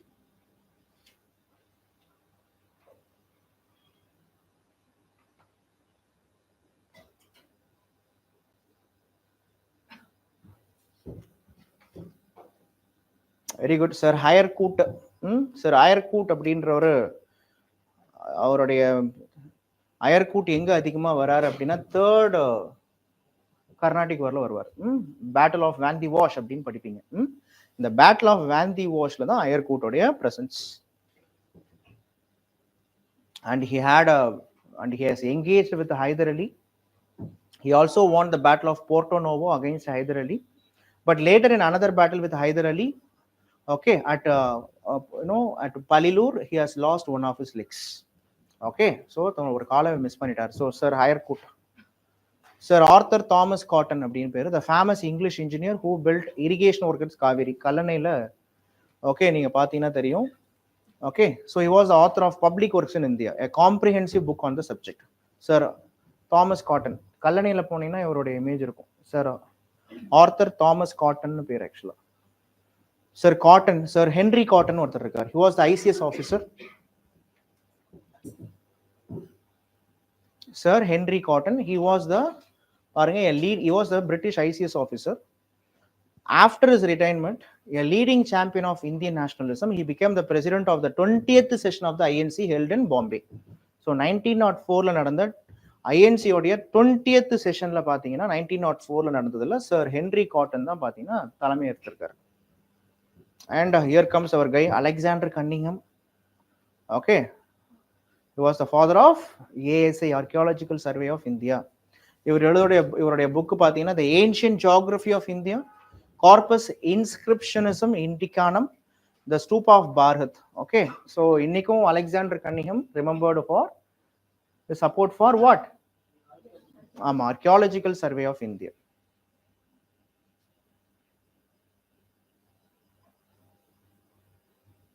Yeah, and the Dara Shikoh was an interesting guy. This Dara Shikoh was the eldest son of Shah Jahan. He was interested in Sufism. Actually speaking, he was like Shah Jahan. He also one who loved for giving patterns of arts and culture, literature. But ennachu, he was killed by his beloved brother Aurangzeb. Okay, இவருக்கு support பண்ணி தான் அப்பா ஷாஜஹானே வந்திருப்பாரு. But அவரையும் house arrest பண்ணி ரொம்ப மோசமா வந்து நடத்தியிருப்பாங்க. So Dara Shikoh. And he was another guy called Chitranjan Das. Yaar sir Chitranjan Das? C.R. Das than Chitranjan Das. He was the guru of Subhash Chandra Bose. He was originally associated. He was the eminent lawyer who first distinguished himself by successfully defending Aurobindo Ghosh in his famous Alipur bomb conspiracy case. Okay, non-cooperation movement அப்போ தன்னுடைய law degree கொடுத்துட்டார், which means government professional வந்து வெளில வந்துட்டாரு. But soon realized that the futility of the policy of keeping out of the legislative councils Along with Motilal Nehru, he founded Swaraj Party. So Swaraj Party president C.R. Das, secretary Motilal Nehru. சரியா? So பாருங்க, he declared the policy of entering the councils and disrupting the functioning of the government. அதனால தான் இதுக்கு பேர் responsive cooperation பேர். First get in to the system, interrupt the system. இவருடைய philosophy என்ன? முதல்ல உள்ளார போவோம், லெஜிஸ்லேட்டிவ் கவுன்சிலுக்குள்ளார என்ட்ரி ஆகும், எலெக்ஷன் நடக்கட்டும், first get in to the system, interrupt the system. இதுதான் இவருடைய philosophy. Okay, fine. Next,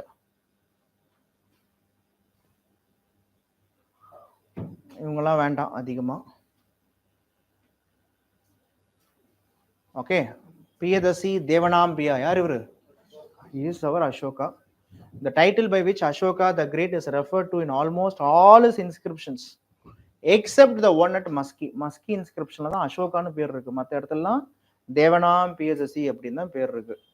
okay, Ashoka பியதசி அப்படின்னு மஸ்கில இருக்கு. மஸ்கி எங்க இருக்கு? கர்நாடகால இருக்கு.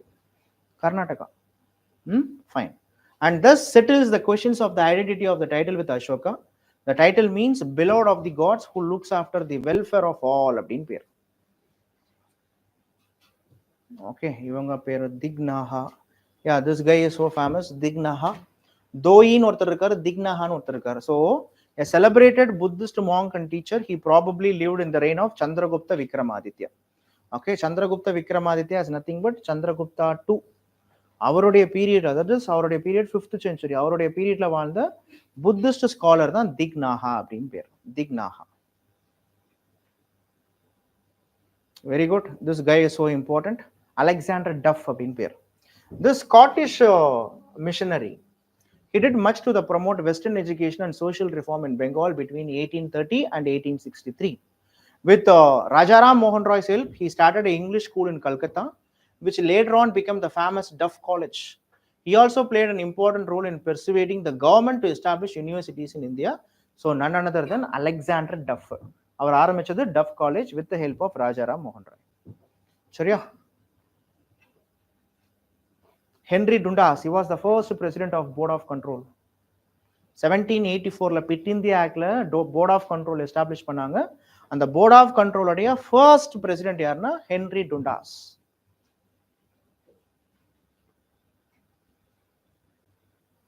இவருடைய பேர்ல தான் ஆப்கானிஸ்தானுக்கு இந்தியாவுக்கும் துராண்ட் லைன் அப்படின்னு போடப்பட்டிருக்கு. அவர் யார் சார்னா சார் ஹென்ரி மார்டிமர் துராண்ட் அப்படின்னு பேரு. Is ICS officer. ICS officer Henry Mortimer Durand. இவருடைய பேர்ல தான் இந்தியாவுக்கும் ஆப்கானிஸ்தானுக்கும் துராண்ட் லைன். ஆக்சுவலா இவர் ஏன் சார் இங்க வராரு அப்படின்னு நீங்க எடுத்துக்கிட்டீங்கன்னா, ஓகே, வென் சொல்லப்போனா இந்த June 3rd plan. What is June 3rd plan? Mountbatten plan. இந்த மவுண்ட் பேட்டன் பிளான் அப்போதான் ஓகே இந்தியாவுக்கும், because Mountbatten plan says that Pakistan is confirmed. Okay, there will be a 2 country, India and Pakistan, but who is going to determine the boundary? Okay, அப்போ boundary கமிஷனோட head Cyril Radcliffe தலைமையிலையும் இந்தியாவுக்கும் ஆப்கானிஸ்தானுக்குமான பவுண்டரியை போடுறதுல Durand தலைமையிலையும் வருது. So this Durand is Mortimer Durand. Okay, இவரை பத்தியும் ஆல்ரெடி கேட்டிருக்காங்க. ஆர்சி டட்னு நம்ம படிக்கிறோம்ல, ஆர்சி டட்னு படிப்பீங்க. R C Dutt is nothing but Romesh Chandra Dutt, one of the earliest Indians to get into the ICS. He played a prominent role in Indianization of civil services and in promoting the cause of Indian nationalism.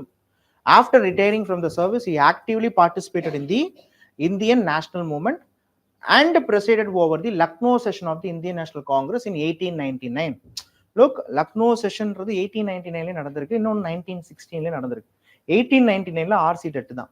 இவர் இது previous year question. அவருடைய work name என்னன்னா economic history of British India. It's a previous year question.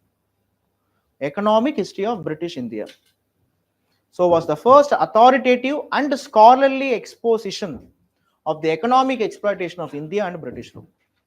Authoritative and scholarly exposition of the economic exploitation of India under the British rule.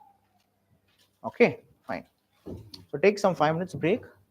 We will continue till 1:30. Okay va, or 5 minutes break எடுத்துக்கோங்க.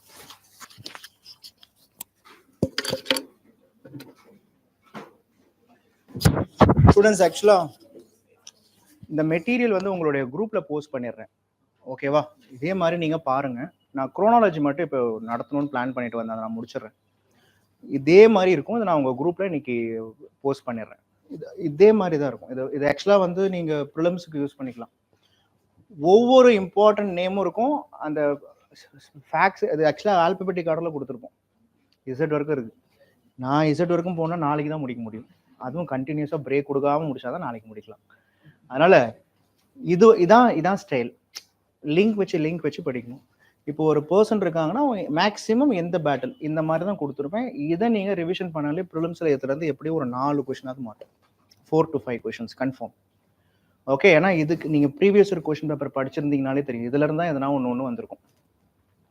So அதனால் இதை நான் உங்கள் குரூப்பில் share பண்ணிக்கிறேன். உங்கள் front ஆஃபீஸில் கொடுத்துட்றேன், அவங்க ஷேர் பண்ணிவிடுவாங்க. இப்போது லாஸ்ட் ஒரு இந்த 45 மினிட்ஸ் குரோனாலஜி, மாடர்ன் இந்தியாவுடைய குரோனாலஜி என்னென்னன்றது மட்டும் சொல்லிடுறேன். சரியா? Fine.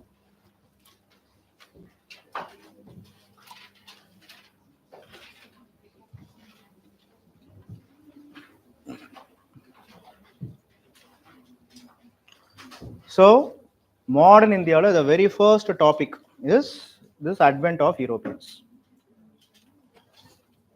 Why this topic advent of Europeans is famous is, we know in the year of 1453, this Constantinople,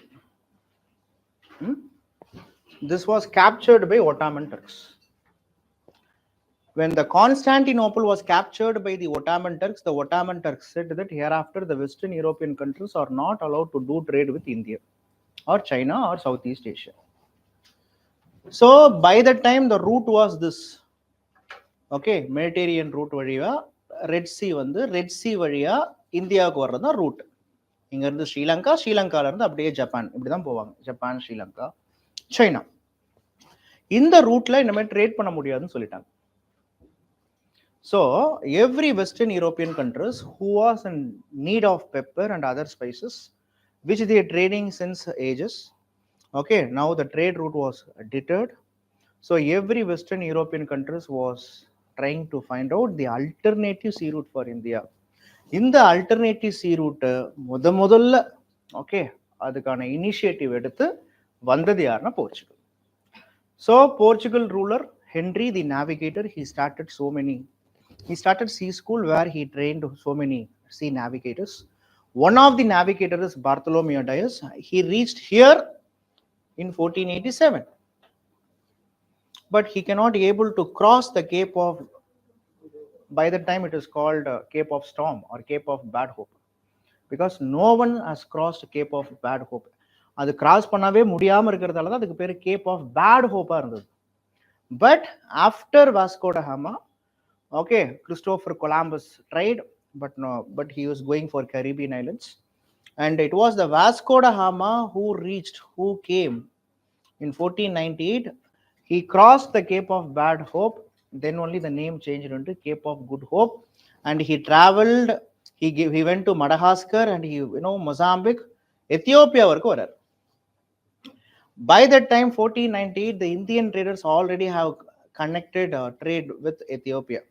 So with the help of Indian traders, okay, with the help of trade winds, okay, so in the year of 1498, by the month of May, okay, when the southwest monsoon is about to start, okay, நம்ம படிச்சிருப்போம் இந்தியாவில் south west monsoon இப்படி அடிச்சிட்டு trade winds இப்படி அடிச்சிட்டு இருக்கும். So இந்த trade விண்ட்ல மாட்டி தான் என்ன பண்றாரு, கேரளா ரீச் ஆகுறாரு. So first one Portuguese established their factory in 1498, followed by the Portuguese, the Dutch 1605, English 1608, Danish 1620, French 1664. The Portuguese, the Dutch, the English, the Danish, and also the French. So this chapter, what we call it as the advent of Europeans. In the 5 பேர்ல, okay, the Portuguese, though initially they were all successful in establishing their empire due to matrimonial alliances in 16. There are many reasons. One of the immediate reasons is matrimonial alliances, and the Portugal is comparatively small when compared to Spain or England. They cannot be able to deal with the competition. They cannot trade in Portugal. The population is less. but the Portuguese already they had the control of Brazil, Argentina, like that. So சின்ன பாப்புலேஷனை வச்சு பெரிய லேண்டை அவங்களால rule பண்ண முடியல. Finally, when the rise of English East India Company, with the rise of English East India Company, the Portuguese they sold most of their factories to English, and their chapter was over. Likewise, the Dutch focused on Indonesia. The British is having a tug of war with the Dutch in Indonesia, but they lost. Okay, the Danish, they didn't focus on territorial expansion. They focused only on educational institutions. And finally, the French is coming. So here in India, the later part of the 17th century and the earlier 18th century was seriously a trade, a political and economic rivalry between the British and the French. So out of this British and the French, out of this rival, okay, Britishக்கும் ஃப்ரான்ஸுக்கும் நடக்கக்கூடிய இந்த போட்டியில் the 18th century second half, okay, in the mid of the 18th century, the Carnatic War determined who has to be dominant in India. Okay, likewise, the Battle of Plassey and the Battle of Buxar determined who has to rule India. So out of this battles, out of this competition, the English finally won. So in the second half of the 18th century. So what happened? Though the British started in south, actually they got a victory in east. They started in south but got victory when compared to Carnatic War. Carnatic War series ஜெயிக்கிறதுக்கு முன்னாடியே Battle of Buxar ஜெயிச்சிட்டாங்க. So Battle of Buxar, it's a conflict between the English and the Nawab of Bengal, Siraj-ud-Dowla. The Battle of Plassey and Buxar. சொல்ல போனா Battle of Plassey first வருது. Okay, it is 1757 Battle of Plassey. Okay, Siraj-ud-Dowla and the English. Here, this Battle of Plassey is not actually a battle; it is a betrayal. Okay, Siraj-ud-Dowla was beheaded by Mir Jafar's son, and Mir Jafar, okay, finally is coming to the picture as the puppet Nawab of Bengal. Once Mir Jafar has become the Nawab of Bengal, British, what they did, they ousted Mir Jafar, saying the reasons that he is old and he is not giving the revenue. So Mir Qasim came. So Mir Qasim initially is supporting British, but finally, okay, when the tug of war started, okay, Mir Qasim also creating an enmity with the British. So this Battle of Buxar was fought in 1764. Actually, this battle of, when compared to Battle of Plassey, the Battle of Buxar is serious. It is serious battle in India. After the Battle of Buxar only, the British got political power to rule Bengal. The British got the right to collect Diwani in Bengal, Bihar and Odisha. So parallelly, after 1764, எங்கெங்கெல்லாம் போனாங்களோ வெற்றி தான். Because they are engaging a war with, இங்க என்ன ஒரு பியூட்டினா, by this time 1763, Carnatic War also they won. Parallelly, they were engaging war with the Marathas, they were engaging war with the Mysoreans. Okay, from Marathas, Mysoreans. So the second half of the 18th century was continuously war and war. So இந்த வாரோட இல்லாம நீங்க பாத்தீங்கன்னா தெரியும், there are many wars. நம்ம பார்த்தோம் இல்லையா, Anglo Maratha war, Anglo Mysore war,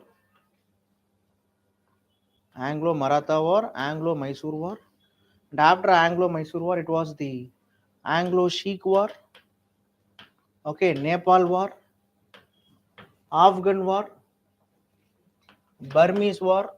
So you see, these are all the British war policies. These are all the British war policies. Through wars, the British conquered many Indian states, and after war policies, there are some other policies they introduced. That is doctrine of lapse and subsidiary alliance.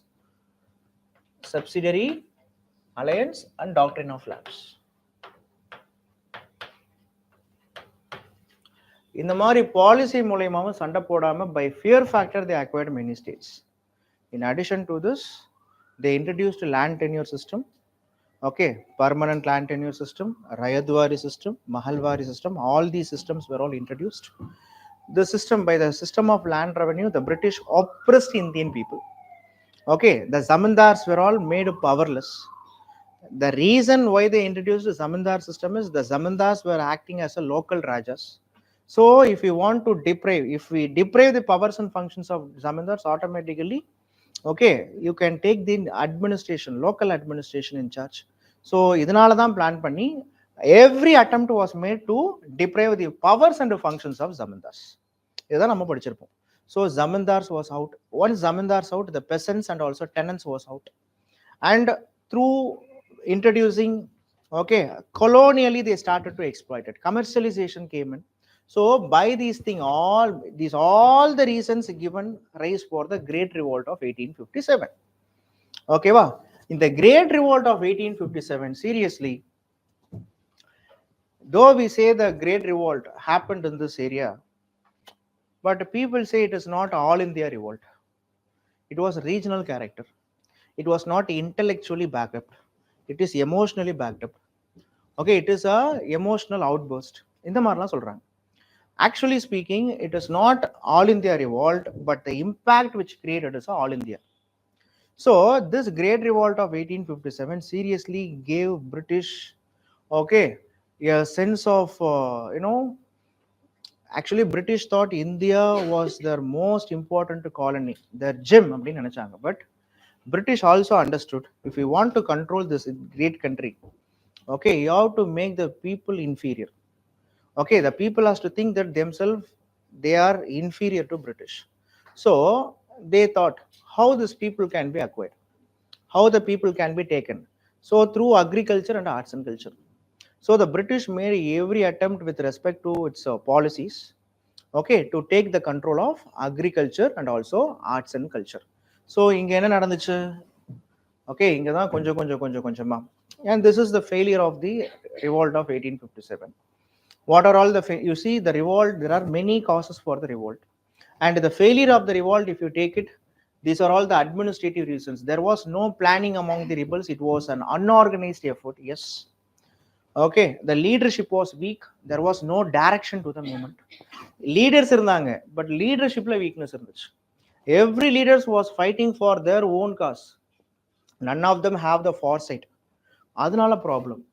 British army was superior in organization. Yes, superior in organization, team spirit, nationalization. அவங்களுடைய reinforcement, the British government gave the reinforcements. The British army had unlimited supplies. The rebels had limited supplies and outdated ammunitions. Okay, the British is updated, the rebels were all outdated. And all the sections, ideological reason is the revolt of 1857, not all the sections of the Indian population participated. It is a feudal revolt. Only the peasants, individual cultivators, some tribes participated. The zamindars, the rich zamindars are not supported, or Mukima, the educated Indians not supported. They remain neutral. And there was no alternative to feudalism put forth by the rebels. Okay, there is no alternative. So these are all the reasons for the failure of the 1857 revolt. But 1857 revolt ultimately cushioned the British itself. So the British government made a decision hereafter, okay, the rule of East India Company should not exist, because till 1857 who is ruling? The British East India Company was ruling. அப்போ C to C என்னாச்சு? Company ரூல்ல இருந்து crown ரூலுக்கு வந்துச்சு. This is what we call it as C to C. So company rule to crown rule. Before Governor General of East India Company. Now Viceroy of, not East India Company, Viceroy of British India. British government oda direct rule வந்துச்சு. அதனால தான் crown rule அப்படினு போடுறோம். So here Viceroy is coming, but Viceroy is not the ultimate decision maker. Here the British Parliament, the member, the minister, the cabinet minister of the British Parliament, he was called SOS, that is Secretary of State, along with this 15-member Indian Council, was responsible for Indian governance. So the crown is over to, the crown role is to oversee all the events. அப்போ இந்த மாதிரி என்ன ஆச்சுன்னா structure மாறிடுச்சு. Structure தான் மாறிச்சு, functions remain the same அப்படின்னு சொல்றாங்க. சரியா? So by this time itself, the British slowly, okay, இந்த வாழைப்பழத்தில் ஊசி ஏற்றுற மாதிரி கொஞ்சமா the system of administration introduced.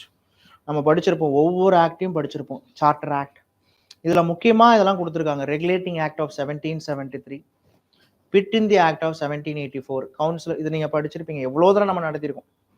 Okay, what is the speciality of regulating act? Supreme Court of Calcutta came. Okay, Court of Directors came. Board of Control came. Okay, the China trade with China ends 1833, Charter Act of 1833, and 1853 commissioners were all, many systematic change happened. 1813 la pathina Charter Act of 1813, where the government has given 1 lakh for the India's education. இந்த மாதிரி படிச்சிருப்போம். So இந்த மாதிரி கொஞ்சம் கொஞ்சமாக எல்லாமே மாறிட்டு இருந்துச்சு. ஓகே, ஸோ இந்தியாவில் பிரிட்டிஷ் லேண்ட் டென்யூர் சிஸ்டம்னு எடுத்துக்கிட்டிங்கன்னா systematically, because land is the source of income. Once you control land revenue, automatically the people, okay, they will depend on the British administration. So இந்த மாதிரி லேண்ட் டென்யூர் சிஸ்டம் அப்படின்றத எடுத்துகிட்டு வந்தாங்க. After land tenure system you see what are all, இதுதான் இதை வச்சே வந்து பார்க்கும்போது மெயின்ஸ்ல கேட்கலாம். These are all the economic impact of British colonial rule. என்ன ஆகுது? Commercialisation of agriculture. What happen to agriculture? It has got commercialised. Okay, by this 19th century, the roadways, railways were all built only for giving a push for commercialization. Suez Canal was built only to give push for the commercialization of Indian economy. Next, rise of agrarian landless laborers. Okay, நிறைய விவசாய கூலிகள் அதிகமாயிட்டாங்க. Impoverishment of the rural society. கிராமப்புறத்தில் மக்கள் என்ன ஆயிட்டாங்கன்னா ஏழ்மை நிலைக்கு தள்ளப்பட்டாங்க. Dislocation of traditional trade. India's traditional trade with south east, West, North, Arab countries, everything is getting collapsed. Deindustrialization அதிகமா நடக்குது. India is not only famous for agriculture but also for manufacturing and handloom activity. Everything is deindustrialization. Decline of traditional crafts, drain of wealth. This was perfectly given example by Dadabhai Naoroji in Poverty and Un-British Rule in India. He mentioned some home charges. Through home charges, the British is collecting revenue and ultimately exploiting this great country. And finally, the economic transformation.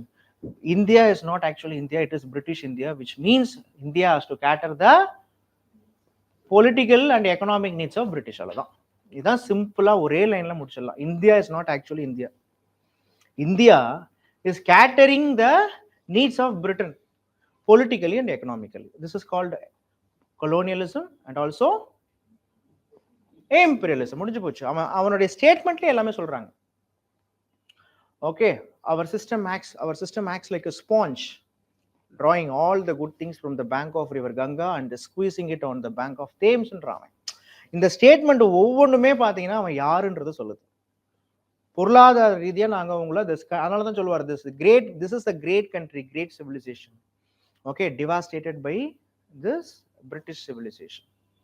Okay, great country, great civilization devastated by the British civilization. இது ஒரு term கொடுக்குறாங்க.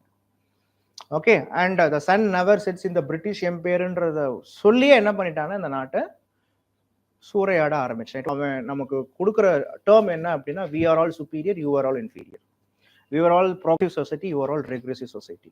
We were all elite and you were all barbaric அப்படின்றான். Concept புரியுதுங்களா? So இந்த மாதிரிலாம் justification கொடுக்குறான். They legalized, they gave justification for why they politically exploiting or commercially exploiting. Yeah? So these are all the economic impact of British rule. So one side, due to the Western education, many leaders were all coming. Okay, இந்தியாவில் என்ன ஆகுது, நிறைய leaders வர ஆரம்பிக்கிறாங்க. But this socio-religious movements itself having two ideological things actually. Before 1857, they blindly supported for British. Before 1857, the socio-religious reforms was at peak. They supported, yes, the British rule is needed in India. But after 1857, the scenario is different. The Western educated Indians thought in British rule in India is just for exploitation. They were not here for giving empowerment. They were all here for exploitation. Because 1857 revolt, some lakhs of people got killed. Common people, they don't know anything. They got killed. Then only they thought the British rule here is exploitative. Okay, the reason why British rule India is because of the lack of nationalism or patriotism. So to give push for the nationalism is the need of the hour. So after 1857, it is not only the spirit of nationalism emerges, it is also the reform ideology also emerges, and also revivalist ideology also emerges. Dadabhai Naoroji, yeah, he was the grand old man of India. Dadabhai Naoroji's philosophy என்ன அப்படின்னு பார்த்தீங்கன்னா, he says that he was not only a politician but also he was an economist and also a reformist. பொருளாதார ரீதியா India எப்படி இருக்குன்றத முதல்ல highlight பண்ணது Dadabhai Naoroji. He was the one openly says that right for inheritance of women for Parsi women's. Right for inheritance for Parsi women's. பெண்களுக்கு சொத்துரிமை வேணும்னு கேட்கிறார் முதல்ல. Likewise, Rajaram Mohan Rai, Ishwara Chandra Vidyasagar, they were all Swami Dayananda Saraswati, Ramakrishna Paramahamsa, Vivekananda, they were all revivalists. They were all reformist, Pakka reformist. She was the Pandita Ramabai, a lady for women emancipation. Okay, you see Justice M.G. Ranade, educational reformist, depressed section reformist. Jyotibai Phule, Savitribai Phule. Okay, Muhammad Iqbal, Islam la vandu a very interesting guy. Muhammad Iqbal, initially he was a reform in nature, but after 1930s he was the one who gave the voice for a separate country for Muslims. இந்த மாதிரி நிறைய, but what you need to understand is இந்த மாதிரிலாம் நிறைய பேர் இருந்தாங்கன்றது தெரிய வரணும். So these are all the religious and reform movement, and finally one side when the reform is coming, another side because of this British nature, many tribal peoples were all engaged in the revolt. அதான் கொடுத்துருக்காங்க. இது எல்லாமே previous இயர்ல கேட்ட question. Sannyasi rebellion, Birsa Munda revolt, okay, Gond revolt, Santhal revolt, okay, Kol revolt, Chuar revolt. So ரிவால்ட்ன்றது ஏதோ ஒரு நாள் நடக்கிற கான்செப்ட் கிடையாது. 1764 இருந்து till independence yearly anywhere in India some revolt will taking place. So ultimate reason for the revolt is what? The British exploitation. அதுதான் நமக்கு தெரியணும். Fine. And when the thing was going like this, so one side the peasants revolt, tribal revolt, one side socio-religious reforms, one side women's emancipation, one side political fights, one side pakka exploitation. Okay, so all these things, and one side the Western education and its impact in India, global knowledge of English. Through English, what we did, we learned what is happening outside India. Through English, we seen English as a mirror மூலமா உலகத்துல என்ன நடக்குதுன்றத பார்க்க ஆரம்பிச்சோம். அதை வந்து பார்க்கும்பொழுது இந்தியாவில் apply பண்ணும். ஸோ 19th centuryல இந்தியாவில் என்ன ஆகுது அப்படின்னு பார்த்தீங்கன்னா, it was in the 19th century in Western countries, the unification movement and the nationalism movement rose to the picture. Italy was unified, Germany got unified. Okay, after seeing this unification movements, here our Indian nationalists, they also wanted such kind of events as to take in place. But here the British rules. So here what happens, before 1885, many regional parties came in. But these regional parties either suppressed or the regional parties highlighted only regional characteristics, highlighted only regional issues. They exhibited regional characteristics. So it was not successful. அது regional party ஸ்பிரிட்ல தான் இருந்தது. But Indian சப்கான்டினென்ட்டுக்காக national லெவல்ல ஒரு party வேணும்னு demand இருந்தது. So இந்த national level பார்ட்டியா ஆரம்பிச்சது யாருன்னா, is none other than, okay, so A.O. Hume, a retired civil servant, and he was the founder of the Indian National Congress, and the first president is W.C. Banerjee. So the Congress is growing. Moderate phase, extremist phase, Gandhian phase. If you take Congress in the moderate phase, you can come to a conclusion. The moderates are not seriously demanding Indian independence because the Congress agenda itself was not independence. Independence-காக காங்கிரஸ் கட்சி ஆரம்பிக்கப்படல. காங்கிரஸ் உடைய ஆரம்பிச்சதுக்கு காரணம் என்னன்னா, they have to present the people problem to the British government. They want to create a mobility. They want to create a nationalism in India. Point புரியுதா? So அதனால தான் காங்கிரஸ் ஆரம்பிக்கப்பட்டது. So moderate phase, moderates has their own strategy. What are all they? Triple P ன்னு சொல்லுவாங்க. Prayers, petitions and also protest. Okay, 20 years, Congress was like that, but it was not fetching much result. But you need to understand, the Congress was the one, the moderates are the one who seriously responsible for inculcating nationalism. முதல்ல அவங்க தான் உருவாக்குனாங்க அந்த sense of நேஷனலிசத்தை எடுத்துட்டு வந்தாங்க. They were all the one who demanded for Indianization of administration, Okay, you should not invest more amount in military. Okay, you have to take care of Indians welfare, not only in inside India, outside India. Educational reforms, health, hygiene க்கு priority கொடுக்கணும். இது எல்லாம் கேட்டது moderates தான். But moderates உடைய strategy சரியா இல்லாததால and அன்னைக்கு இருக்கக்கூடிய லீடர்ஷிப்பும் சரியா இல்லாததால என்ன ஆகுது அப்படின்னா, after the partition of Bengal, the polity is completely going towards extremist phase. Okay, moderates are called மிதவாதிகள். எக்ஸ்ட்ரீமிஸ்ட் யார் வரா? ஆஃப்டர் த நீங்க அப்படியே யோசிச்சு பாருங்க, 1900s அப்படியே நீங்க இயர்ல எடுத்துக்கிட்டீங்கன்னா 1905 to 1907 it is partition of இங்க partition of Bengal. Okay, 1905 to 1907 it is Swadeshi movement. Okay, Swadeshi movement க்கு அப்புறமா 1907ல சூரத் ஸ்பிளிட் இல்லையா? சூரத் ஸ்பிளிட்டுக்கு அப்புறமா 1909ல மின்டோ மார்லி ரிஃபார்ம்ஸ் and 1911 இந்தியாவில் the shift of capital from Calcutta to New Delhi. So 1911 to 1914 there is no much thing was happening in the mainland political struggle, whereas the revolutionary terrorism was happening outside India. And from 1914 to 1918 it is World War II. Sorry, World War I. World War I. So 1917 what is happening? Okay, actually 1915 itself the great guy Gandhi, okay, entered into Indian politics. Actually he was in African politics இல்லையா? So Africa, South Africa லே அவருடைய politics ஆரம்பிச்சிடுறாரு. Okay, so Gandhi is entering India in 1915. So he is going for All India tour for 2 years and he is starting his first satyagraha called Champaran Satyagraha. Okay, 1917ல Champaran, correct தானே?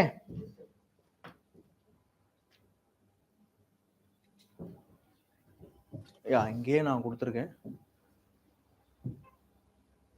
So rise of Gandhi. Okay, so காந்தியோடைய ரைஸ்ன்னு எடுத்துக்கிட்டிங்கன்னா, Gandhi born in 1869, 1893 south Africa, 1915ல India, 1916ல Lucknow session of Indian national Congress. Lucknow செஷன்ல வந்து பார்த்தீங்கன்னா, ஓகே, காந்திஜி பார்ட்டிசிபேட் பண்றாரு. 1917ல சம்பாரன், 1918ல Ahmedabad mill strike, same year it is Kheda Satyagraha. So Gandhi இப்படி கொஞ்சம் கொஞ்சமா ரைஸ் ஆனாலும் it was Gandhi all India லெவல்ல பாப்புலர் பண்ணது. It was the Rowlatt act and Rowlatt Satyagraha. Rowlatt act was called black act. இதை அப்போஸ் பண்ணி தான் காந்தி என்ன பண்றாரு, ரவுலட் சத்தியாகிரகா பார்ட்டிசிபேட் பண்றாரு. ரவுலட் சத்தியாகிரகா அவர் பார்ட்டிசிபேட் பண்ணதும், Rowlatt Satyagraha it was all India Gandhi's mass சத்தியாகிரகான்றாங்க. அந்த ரவுலட் சத்தியாகிரகால பார்ட்டிசிபேட் பண்றாரு. அதுல ஒரு லீடர் பஞ்சாப்ல பார்ட்டிசிபேட் பண்ணாரு. His name is doctor Satyapal and Saifuddin Kitchlew. Rowlatt சத்தியாகிரகால பார்ட்டிசிபேட் பண்ணதால அங்க அவங்கள என்ன பண்றாங்கன்னா அரெஸ்ட் பண்றாங்க. அவங்க அரெஸ்ட் பண்ண அடுத்த 3வது நாள்ல ஜாலியன் வாலாபாக் ட்ராஜடி நடக்குது. It is Punjab wrongs Jallian Walabagh tragedy. So Jallian Walabagh tragedy முடிஞ்ச உடனே நம்மளுடைய Rabindranath Tagore is returning the title. Okay, நைட்ஹுட்ன்ற டைட்டில் ரிட்டர்ன் பண்றாரு. காந்தியும் ரிட்டர்ன் பண்ணுவாரு டூரிங் 1920s. அப்ப 2 லீடர்ஸ் ரிட்டர்ன் பண்றாங்க. இதுவே ப்ரீவியஸ் கொஸ்டின், புரியுதா? அப்போ Gandhi was thinking, yeah, everything was set. Okay, so Gandhi is ready for a mass movement, that is what we call it as non-cooperation movement. Meanwhile, World War I, many Indians got wounded, hurt. We don't know where they were all. Many of them killed. No, without reasons, many got killed. Okay, inflation, price hike, inflation. இந்த மாதிரி நிறைய காரணங்களால Gandhi, okay, the people was in the fury. மக்கள் வந்து பார்க்கும்பொழுது கடும் கோபத்தில் இருந்தாங்க. Gandhi want to utilize this people's fury. So by the same time, okay, the Khalifa movement is also taking place. So Gandhiji was giving support for the Khilafat issue or Khalifa issue. So everything was set for a mass movement. That is what we call it as non-cooperation movement. அப்போ காந்திஜியோடைய மூமெண்ட்ல maximum என்ன இருக்கும் அப்படின்னா, non violence, அஹிம்சாவுக்கு importance கொடுப்பாரு. Satyagraha means truth is the way of life. Mass movement, people movement இருக்கும். And கண்டிப்பா ஸ்வதேஷின்னு சொல்லக்கூடிய indigenous இருக்கும். Okay, indigenous spinning வீலா இருந்தாலும் சரி, காதியா இருந்தாலும் சரி, இது நாலுமே காந்தியன் மெத்தட்ஸ்ல எடுத்துக்கிட்டீங்கன்னா people will be there, indigenous things will be there, non-violence and also satyagraha will be there. So இதுதான், நீ அப்படியே லைனா பார்த்துட்டு வந்தீங்கனாலே தெரியும். Partition of Bengal, okay, moderates and extremist அப்படியே மாறுறாங்க. அண்ட் பார்ட்டிஷன் ஆஃப் பெங்கால் நடக்குது. Muslim league 1906, Surat split 1907. Minto Morley reforms, இது அப்படியே வரிசையாக வரும். Minto Morley, home rule league, Lucknow pact 1916, Rowlatt டேக் 1918, அதான் 1919 தான் ஆக்சுவலா, 18 December 1919. Jallianwala Bagh 1919 April. Okay, Khilafat and non-cooperation is 1919 to 1920. Okay, fine. And Montagu-Chelmsford reforms. இதை நீங்க ஒவ்வொன்றுத்துக்கும் ப்ரியாரிட்டி கொடுத்து படிக்கணும். What is for Minto Morley reforms, what is for Montagu-Chelmsford reforms, இதை ஹைலைட் பண்ணி படிக்கணும். ஒவ்வொரு ப்ரொவிஷன்ஸும் important. Okay, so 1920 to 1922 it is non-cooperation movement. 1922 Chauri Chora. By February Chauri Chora happened. By March 1922 what happened? Enna nadanduchu? The Chauri Chora incident, Gandhiji got arrested and he was in jail. Okay, Gandhiji arrested but he was released in 1924. So from 1922 to 1925 it was the Congress Khilafat Swaraj party was in force, and revolutionary terrorism phase 2 also started. But in India, okay, the Simon Commission, with the advent of the Simon Commission, 1927, everything was started. Everything was kick-started. Simon Commission vandanga. As Simon Commission got opposed by the Indian nationalist, Lord Birkenhead, the Secretary of State of British, they challenged, you Indians, you enact your own constitution and produce to the British Parliament. The Simon Commission, they will produce their report. Let the British Parliament decide what has to be done. This is the statement of Lord Birkenhead. So taking this challenge, Nehru report 1928 la Motilal Nehru report was released. He demanded dominion status, but that Nehru report, it demanded for joint electorate, but Muslim League and other political parties, they didn't accept this jointly. Okay, joint, that is separate electorate nu solluvom, joint electorate nu solluvom. Muslim League எங்களுக்கு separate electorate தான் வேணும், நாங்க Nehru ரிப்போர்ட்ல joint electorate வரணும்னு இருக்கு. அதனால it is not accepted by the all Congress, that is all members are political members of the Indian nationalist party. So அதனால Nehru report was a failure. But the Simon Commission, they produced the report to the British Parliament, and the British Parliament asking the Indian political leaders to come to England, let we have a discuss.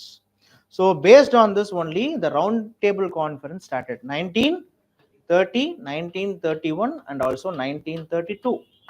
When the first round table conference was started in India, by that time what happened? Gandhiji has started civil disobedience movement. So the British Prime Minister asking Lord Irwin to come to see that Gandhi has to attend the second round table conference. So Gandhiji is attending second round table conference.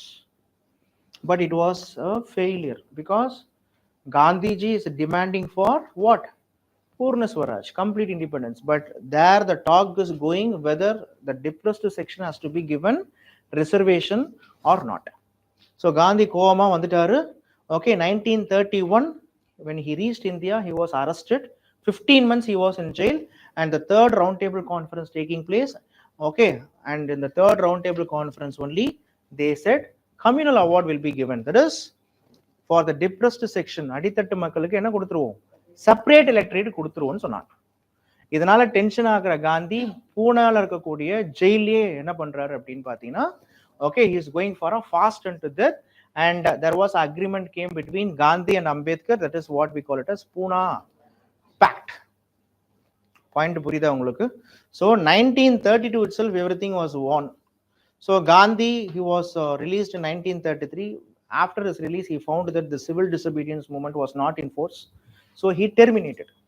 When Gandhi terminated the civil disobedience movement, there are some socialist leaders within the Congress. It's a previous question. They founded Congress Socialist Party, Acharya Narendra Dev and also Jayaprakash Narayan. This is the root for socialism in India. But this socialists were democratic socialists, not communist. They were all loyal to Indian National Congress. They were not loyal to Communist International. This is the previous question. Point புரியுதா? அதனால இந்த மாதிரி குட்டி குட்டி டீடைல்ஸ்லாம் கேட்பாங்க. So round table conference over, and finally the British is issuing a white paper in 1932 itself saying that these many reforms will be coming in India, and the reform is Government of India Act 1935. The Government of India Act only, they says that India will be a federal country, but actually the federalism is Mattiyil Kootachi, Manila Suyachi. Provincial diarchy will be removed, provincial autonomy will come. இதான் சொல்றாங்க. Point புரியுதா? So federal public service commission, federal court வருதுன்னு சொல்றாங்க, reserve bank வருதுன்னு சொல்றாங்க. ஓகேவா? அதுக்கப்புறமா women's depressed செக்ஷன்ஸுக்குலாம் என்னமோ வந்து ஃப்ரான்ச்சைஸ் கொடுக்கணும்னு சொல்றாங்க. இந்த மாதிரி நிறைய விஷயங்கள் வந்து பார்க்கும்போது நடக்குது. அதெல்லாம் நீங்க கவர்மெண்ட் ஆஃப் இந்தியா ஆக்ட் 1935 படிச்சீங்கன்னா தெரியும். ஸோ இது மாதிரி நடந்துகிட்டு இருக்கு. What happened? The 1935 Government of India Act says that India will have an election. So the election is taking place in 1937. From 1937 to 1939, okay, in India, the Congress has won 8+ provinces. Okay, out of the 11, Congress won 7. In 1 provinces, it was a combined rule. But the thing is, World War II starts in 1939. World War II என்னாச்சு? 1939 start ஆயிடுச்சு. So the Congress ministries resigned. The British wanted Gandhi and the Congress to support for British war efforts, but it is not done.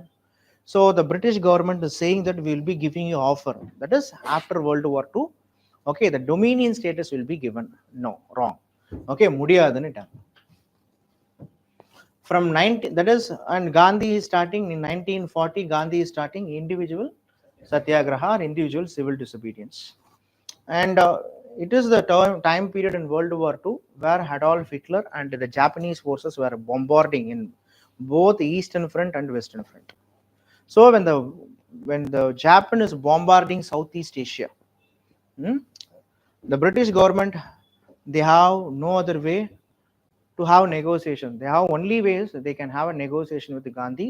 So Gandhi ki negotiation பண்றதுக்காக, காந்தி கிட்ட negotiation பண்ணா Indians உடைய support கிடைக்கும்ன்றதுக்காக அனுப்பப்பட்ட குழு தான் என்னன்னா the Simon Commission. But sorry, the Scripps Mission. But the Scripps Mission was a failure because as Congress is demanding for Purna Swaraj, Scripps proposal says that what they said, we will give you dominion status. And the Scripps proposal indirectly mentioned that, okay, in future, if any of the Indian states, if not willing to join with the Indian Union, they can have a separate agreement with the British. Already the Jinnah is asking for separate Pakistan, separate country called, a Muslim country called Pakistan. So Congress ultimately rejected the Scripps offer, and Gandhiji in 1942, August 8, he started another mass movement called Quit India movement. Point purida? In this Quit India movement only, Gandhiji gave a slogan called do or die. Okay, but what happened here? From 1942 to 1945, all the leaders got arrested. The leaders released only after World War II. Okay, so during the Quit India movement, there is no much political movements here. All the leaders were all arrested. Some new leaders were doing some sort of activities. Okay, அதான் நீங்க Quit India movementல படிப்பீங்க. அதனால தான் Quit India movement, it was a spontaneous movement. It was not a planned movement. British was aiming to suppress movement at any cost. அதனால தான் அது August Kranti, August change, Bharat Chhodo Andolan இந்த மாதிரிலாம் சொல்லுவாங்க. புரியுதா? So finally, after the World War II, there was a question: what will happen in India? Whether India will get independence soon or later. But by this time, the INA trials is going on. Subhash Chandra Bose in plane crash. They got information that Subhash was no more. He was died because of the plane crash in Formosa Island, Taiwan. So the INA trials going on. And in England also there was a power change. The Labour Party came to power, the Conservative Party, it was lost. Chariya, apo the Labour Party Prime Minister Clement Attlee, when he was in the picture, okay, by that time in India, in the month of February 1946, there was a revolt. It is not a revolt, it was a mutiny. It is called RIN mutiny, Royal Indian Naval Mutiny. This Royal Indian Naval Mutiny ultimately, okay, after 1857, it was here the British forces, the British Indian forces stood against their leaders because of racial discrimination and other things. So finally, British thought that after 1857, okay, now it is not the condition for the British to hold India by power, because 1945, when World War II was over, when the United Nations organization was founded, you and the world superpowers are not England or France anymore. It is the USA and also USSR. Both of them, asking the former colonial countries to give liberation for their colonies. So when this is the scenario, okay, our British Prime Minister Clement Attlee, he has sent his final mission, that is called cabinet mission. So the cabinet mission entered into India to check whether the provision of Pakistan will be liable or not, which means the Varuma Varada. What was the mutual, what has to be the proceedings to be done for the mutual transfer of power. So in the Mariana Vishayathukku, the cabinet mission came, but Jinnah was so strong in getting Pakistan. Okay, cabinet mission proposals, its proposal was called a grouping proposal. It was not accepted by Jinnah or Indian National Congress. Okay, one side there was a mutual transfer of power, proceedings were all taking place. Interim government was formed, but Jinnah was not ready to join with the interim government. So direct action day, he said that Pakistan has come. Okay, so from the month of August 16, 1946 till 1948, till the death of Gandhi, India has seen violence, partition. Okay, the pain of Pakistan, இது எல்லாமே பார்த்தோம். So no other way. Okay, Pakistan வரும் ஜின்னா சொல்லிட்டு பிரச்சனை பண்ணிட்டு இருக்காரு. India ஃபுல்லா வயலன்ஸா இருக்கு. So Clement Attlee in February 20th 1947, what he said, we will leave India, the mutual transfer of power has to take place. ஏண்டா நீங்க இண்டிபெண்டன்ஸ் கேட்டீங்க, நாங்க தராம இருந்தோம், இப்ப நாங்க தர ரெடியா இருக்கோம், நீங்க ஏன்டா அடிச்சுக்கிறீங்கன்ற மாதிரி என்ன சொல்றாரு அவரு. the day was fixed, என்ன அப்படின்னா June 30th 1948. by this time the mutual transfer of power has to take place. if not we will leave India as such ன்றார். அப்படின்னா நாங்க அப்படியே கிளம்பி ஓடிடுவோன்றாரு. ஆக்சுவலா அதுக்குள்ளாரியே மியூச்சுவல் டிரான்ஸ்ஃபர் ஆஃப் பவர் நடக்கணும். அப்போ the target was fixed. And he said that Lord Wavell will be replaced by Lord Mountbatten, and Mountbatten will take the proceedings of mutual transfer of power. அப்போ இது மாதிரி இவர் சொல்றது February 1947. Mountbatten இந்தியாவுக்கு வந்தது March 1947. அவர் எல்லாரு கூடயும் டிஸ்கஸ் பண்றாரு. who is discussing? Lord Mountbatten. Gandhiji was not ready to accept Pakistan. Jawaharlal Nehru not at all ready. Jinnah கிட்ட போய் Jinnah கிட்ட என்ன கேக்குறாங்க, let you be the prime minister of United India. வாய்ப்பே இல்ல ராஜா, வாய்ப்பு இல்ல, I want to Pakistan-ன்றாரு அவரு. ஓகே, எல்லா இடத்துலயுமே ஒரே சிக்கல் புடுங்களா இருந்த உடனே என்ன ஆச்சு, who has given the practical solution is Sardar Vallabhbhai Patel. அதனாலதான் the man of real politics, what Sardar says, look, Pakistan வந்தாலும் பிரச்சனை தான், வரலனாலும் பிரச்சனை தான். பட் பாகிஸ்தான் வந்தா வர பிரச்சனையோட வரலனா வர பிரச்சனை அதிகம். செக் வித் த ரியாலிட்டி அப்படின்ற. Because the Jinnah is asking Pakistan based on two nation theory. Based on two nation theory, what he says, there should be two countries, India and Pakistan. Hindustan is for Hindus, Pakistan is for Muslims. Okay, but Sardar Patel says we will give Pakistan where the Muslim League has won in the elections. Point புரியுதா உங்களுக்கு? இந்தியாவில் இருக்கிற முஸ்லிம்ஸ்லாம் நீங்க போங்கன்னு நாம சொல்ல போறது இல்ல, விருப்பப்பட்டவங்க போட்டோம். பட் ஜின்னாவுடைய பிரஷர் என்ன? எங்க அவர் பிரஷர் பண்ணிட்டு இருக்காரு? அவர் எங்க ஜெயிச்சிருக்காங்க? பஞ்சாப் ப்ராவின்ஸ்ல, நார்த் வெஸ்ட்ல, பெங்கால்ல ஜெயிச்சிருக்காங்க. அப்போ இங்கதான் ப்ராப்ளமாவே இருக்கு. பிரச்சனை எங்க? இங்கதான் இருக்கு. அப்போ ஜின்னா கேட்டதா என்ன பண்ணுவோம்? கொடுப்போம். எப்படி கொடுப்போம்? பொலிட்டிக்கல் லைன்ல கொடுப்போன்றார். என்னதான் ஒரு ரிலீஜியஸ் லைன்ல கேட்டாலும் நம்ம ப்ராப்ளத்தை எப்படி சார்ட் அவுட் பண்ணுவோம்? What is the problem? ஒரு ப்ராப்ளத்தை எப்படி க்ளோஸ் பண்ணணும்? What is the problem? What is the root cause of the problem? What is the most possible solutions for that problem? Wind up the problem. முடிஞ்சு போச்சு. அப்போ what is the most possible solution for the ப்ராப்ளம்னு பார்த்தா partition தான் must. அப்போ because by the time அப்படிதான் இருக்கு. Millions of the day if you making late, thousands of peoples were all getting killed. அப்போ சொல்றாரு சர்தார் பட்டேல், நம்ம இந்த டெசிஷனை தள்ளி போட போட மக்கள் எவ்வளவு பேர் அநியாயமா சாதாரண மக்கள் செத்து போயிட்டு இருக்கான். விமென்ஸ் வேர் ஆல் எவ்வளவு பேர் rape, sexual harassment, family dignity அப்படின்றதுக்காக பொண்ணுங்களே கொண்டுறானுங்க. இதெல்லாம் நடக்குது. ஓகேவா? வயசானவங்க, நீங்க இந்த ஹேரா மூவில எக்ஸாக்டா காமிச்சிருப்பாரு அந்த அந்த கமல்ஹாசன் ஒரு ஜீனியஸ்ன்றது எங்க தெரியும்னா அந்த ஃபர்ஸ்ட் சீன்ல தெரியும். Okay fine, this is what we call it as. இது எக்ஸாக்டா நடந்தது என்னன்னா direct action day. Direct action டேல இருந்து அடுத்த 6 months பாத்தீங்கன்னா இதான் இஷ்யூ. பாயிண்ட் புரியுதா உங்களுக்கு? So this is what happened. அப்போ Mountbatten finally accepts whose plan? Sardar Vallabhbhai Patel plan. சரி, ஓகே, இவர் சொல்றதான் கொஞ்சம் பாசிபிளா இருக்கு, லாஜிக்கலி பாசிபிளா இருக்குன்னு what he did, he went for June 3rd plan. This June 3rd plan is also called as Mountbatten plan.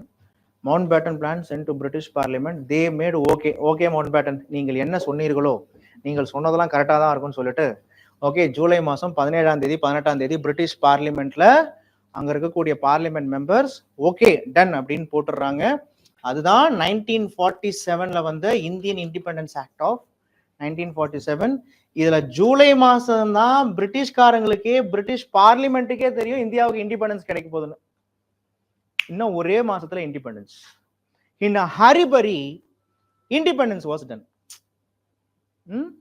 அப்போ இப்ப நம்ம படிச்சல Durand line, Radcliffe committee, Radcliffe line, they were all the officers appointed by Lord Mountbatten to demarcate the boundary. அவங்க இப்போ பவுண்டரியை டிமார்கேட் பண்றதுன்றதுலாம் இப்படி போட்டு இப்படி பண்றது கிடையாது. India shares it's largest boundary with Bangladesh. It's 4000+ kilometres. Pakistan கூட அது, சைனா கூட அது தனி கதை இல்லையா? அந்த பவுண்டரி ப்ராப்ளம்ஸ்லாம் இன்னமும் தீர்க்கப்படாம தான் இருக்கு. You see 1 month time is enough. What would have done? டேய் அங்க ஒரு பள்ளம் தோண்டு, ஒரு கயிறு கட்டு, டேய் இதான் இந்தியா இதான் பாகிஸ்தான்ற மாதிரி. ஓகே, இப்படிதான் இந்தியாவுக்கு ஹரிபரியா ஒரு பவுண்டரியை கிரியேட் பண்ணாங்க. ஓகே, அப்போ திஸ் இஸ் வாட் ஆக்சுவலி, அதனாலதான் சொல்லுவாங்க பிரிட்டிஷ்காரன் இந்தியாவை பிரிச்சு கெடுத்தான். Okay, Israel பாலஸ்தீனை பிரிக்காம கெடுத்தான்வாங்க. ஏன்னா அங்க பவுண்டரி பிரச்சனை இதை விட பெரிய பிரச்சனை. எதுக்கு பிரச்சனை? நீங்களே அடிச்சுட்டு செத்து போங்கடான்னு இஸ்ரேல் பாலஸ்தீன் அப்படியே போயிட்டாங்க அவங்க. 1947ல அங்க அப்படிதான் நடந்தது. இந்தியாவை பவுண்டரியை கிரியேட் பண்ணிட்டு ப்ராப்ளம் கிரியேட் பண்ணிட்டு போனா. பிரிட்டிஷோடைய டிவைட் அண்ட் ரூல் பாலிசி எப்பயுமே இருந்துகிட்டு தான் இருக்கும். அதெல்லாம் இல்லாம வந்து அவங்க அரசியலே இருக்காது. கான்செப்ட் புரியுதா? Because they want to show that their presence is still there. Okay, அந்த டென்ட் எப்பயுமே வச்சுக்கிட்டே போவாங்க அவங்க. ஏன்னா அதுதான் அவங்களுடைய சித்தாந்தம். கான்செப்ட் புரியுதா? Fine. So this is how this Indian independence act has come. So India got independence and you can see okay Pakistan and also India. And finally Gandhi கிட்ட கேட்குறாங்க ஹவு டு யூ ஃபீல் காந்திஜின்னும் பொழுது you see the 18th July 1947 இங்க இருக்கு பாருங்க. Okay, so இங்க தான் the an act make provision for the setting up in India of 2 independent dominions to substitute other provisions for the certain provisions of the Government of India Act. அப்ப Government of India Act will 1935 will apply till the independent states forms. So இதுதான் அப்படி இருக்கும். So this is what the 18th July 1947 Indian Independence Act has come. And finally India and Pakistan come. So அப்ப ஏன் sir காந்தியை சுட்டு கொண்டாங்க? காந்திஜி 50 வருஷம் கிட்ட பிரிட்டிஷ் கிட்ட அரசியல் பண்ணார். 50 years. பிரிட்டிஷ்காரன் அவனை எதுவுமே பண்ணவே இல்லை. சுதந்திரம் ஆகி 6வது மாசத்துல ஒரு வயசான தாத்தாவை ஒருத்தன் வன்மத்துல சுட்டு கொள்றான்னா அப்போ ஐடியாலஜி எவ்வளவு மோசமானதுன்றத பாருங்க. நீங்க 1000 காரணம் சொன்னாலும் காந்தி மாதிரியான ஒரு பர்சனாலிட்டிய, அதுவும் இண்டிபெண்டன்ஸ் இந்தியாவில் சுட்டு கொண்டதுன்றது இன்னைக்கு மட்டும் இல்ல, இன்னும் 1000 வருஷம் ஆனாலும் இந்த டென்ட் போகவே போகாது. அந்த ஐடியாலஜி பயங்கரமான ஒரு விஷத்தன்மையான ஐடியாலஜி. இந்தியானாலே யூனிவர்சல் அக்செப்டன்ஸ் அண்ட் டாலரன்ஸ் தான். இந்தியானாலே டைவர்சிட்டி தான். டைவர்சிட்டி இருக்கிறதால தான் இங்க செக்யூலரிசம் இருக்கு, இந்த யூனிவர்சல் டாலரன்ஸ் இருக்கு. டைவர்சிட்டி இல்லைன்னா, செக்யூலரிசம் இல்லைன்னா இந்தியாவே இல்லை. இந்தியாவுக்கு எப்பப்பெல்லாம் ப்ராப்ளம் வந்துச்சோ கம்யூனலிசத்தால தான் வந்திருக்கு. இந்தியா எப்போ கம்யூனலிசத்துக்கு சப்போர்ட் பண்ணுச்சோ அப்பப்பெல்லாம் இந்தியாவுக்கு ப்ராப்ளம் வரும். இதுதான் இந்தியாவுடைய 10,000 years ஆஃப் ஹிஸ்டரி சொல்லி கொடுக்கணும் நமக்கு. அப்போ இதே தான் காந்தி கிட்ட போய் கேட்குறாங்க, tomorrow is independence Bapuji, what you feel?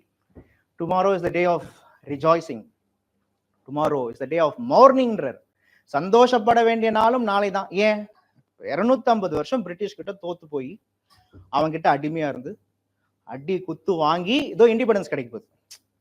But tomorrow is also the day of mourning. ஏன்? I have never imagined of independent Pakistan. Bapu சொல்றாரு, I have never imagined of independent Pakistan. Okay, but என்ன கொடுமை, இப்போ என்ன ப்ராப்ளம் ஆச்சு அப்படின்னு பாத்தீங்கன்னா, த சிச்சுவேஷன். அதனாலதான் சொல்லுவாங்க ஹிஸ்டரியில எப்பயுமே ஒரு வார்த்தை வரும், prepare for the worst, prepare for the best. Okay, Sardar Patel he prepared for the worst. அவர் சொன்னதால, because that practical solution if you would have not taken, definitely still the continuation of இன்னமும் 2 அப்படியே அடிச்சுக்கிட்டே இருப்பாங்க, எவ்வளவோ பேர் கொன்றுவான். அப்போ இந்த மாதிரியான உயிர் பிரச்சனை, உயிர் போறது இருக்கக்கூடாதுன்றதுக்காக தான் அந்த மாதிரி ஒரு டஃப்பான டெசிஷனை எடுத்தது. ஆனா ஏன் காந்தியை கொண்டாங்க அப்படின்னா, வேற வழியே இல்லாம ஜூன் 3 பிளான்ல லாஸ்டா சைன் போட்டது காந்தி தான். எல்லா தலைவர்களும் சைன் போடுறாங்க, yeah June 3 plan accepted, yeah I am supporting for this partition. அதுல காந்தி சைன் போட்ட உடனே அப்பயே காந்தியை கொல்லணுன்ற அஜெண்டா உருவாயிடுச்சு. கோட்ஸே கிட்ட கேட்கறாங்க, காந்தி நீ ஏன் கொன்ன? நீ கொல்ல, நான் கொல்லனா பரவாயில்ல, என்ன மாதிரி இன்னும் பல கோட்ஸே இருக்கான்றான். ஓகேவா?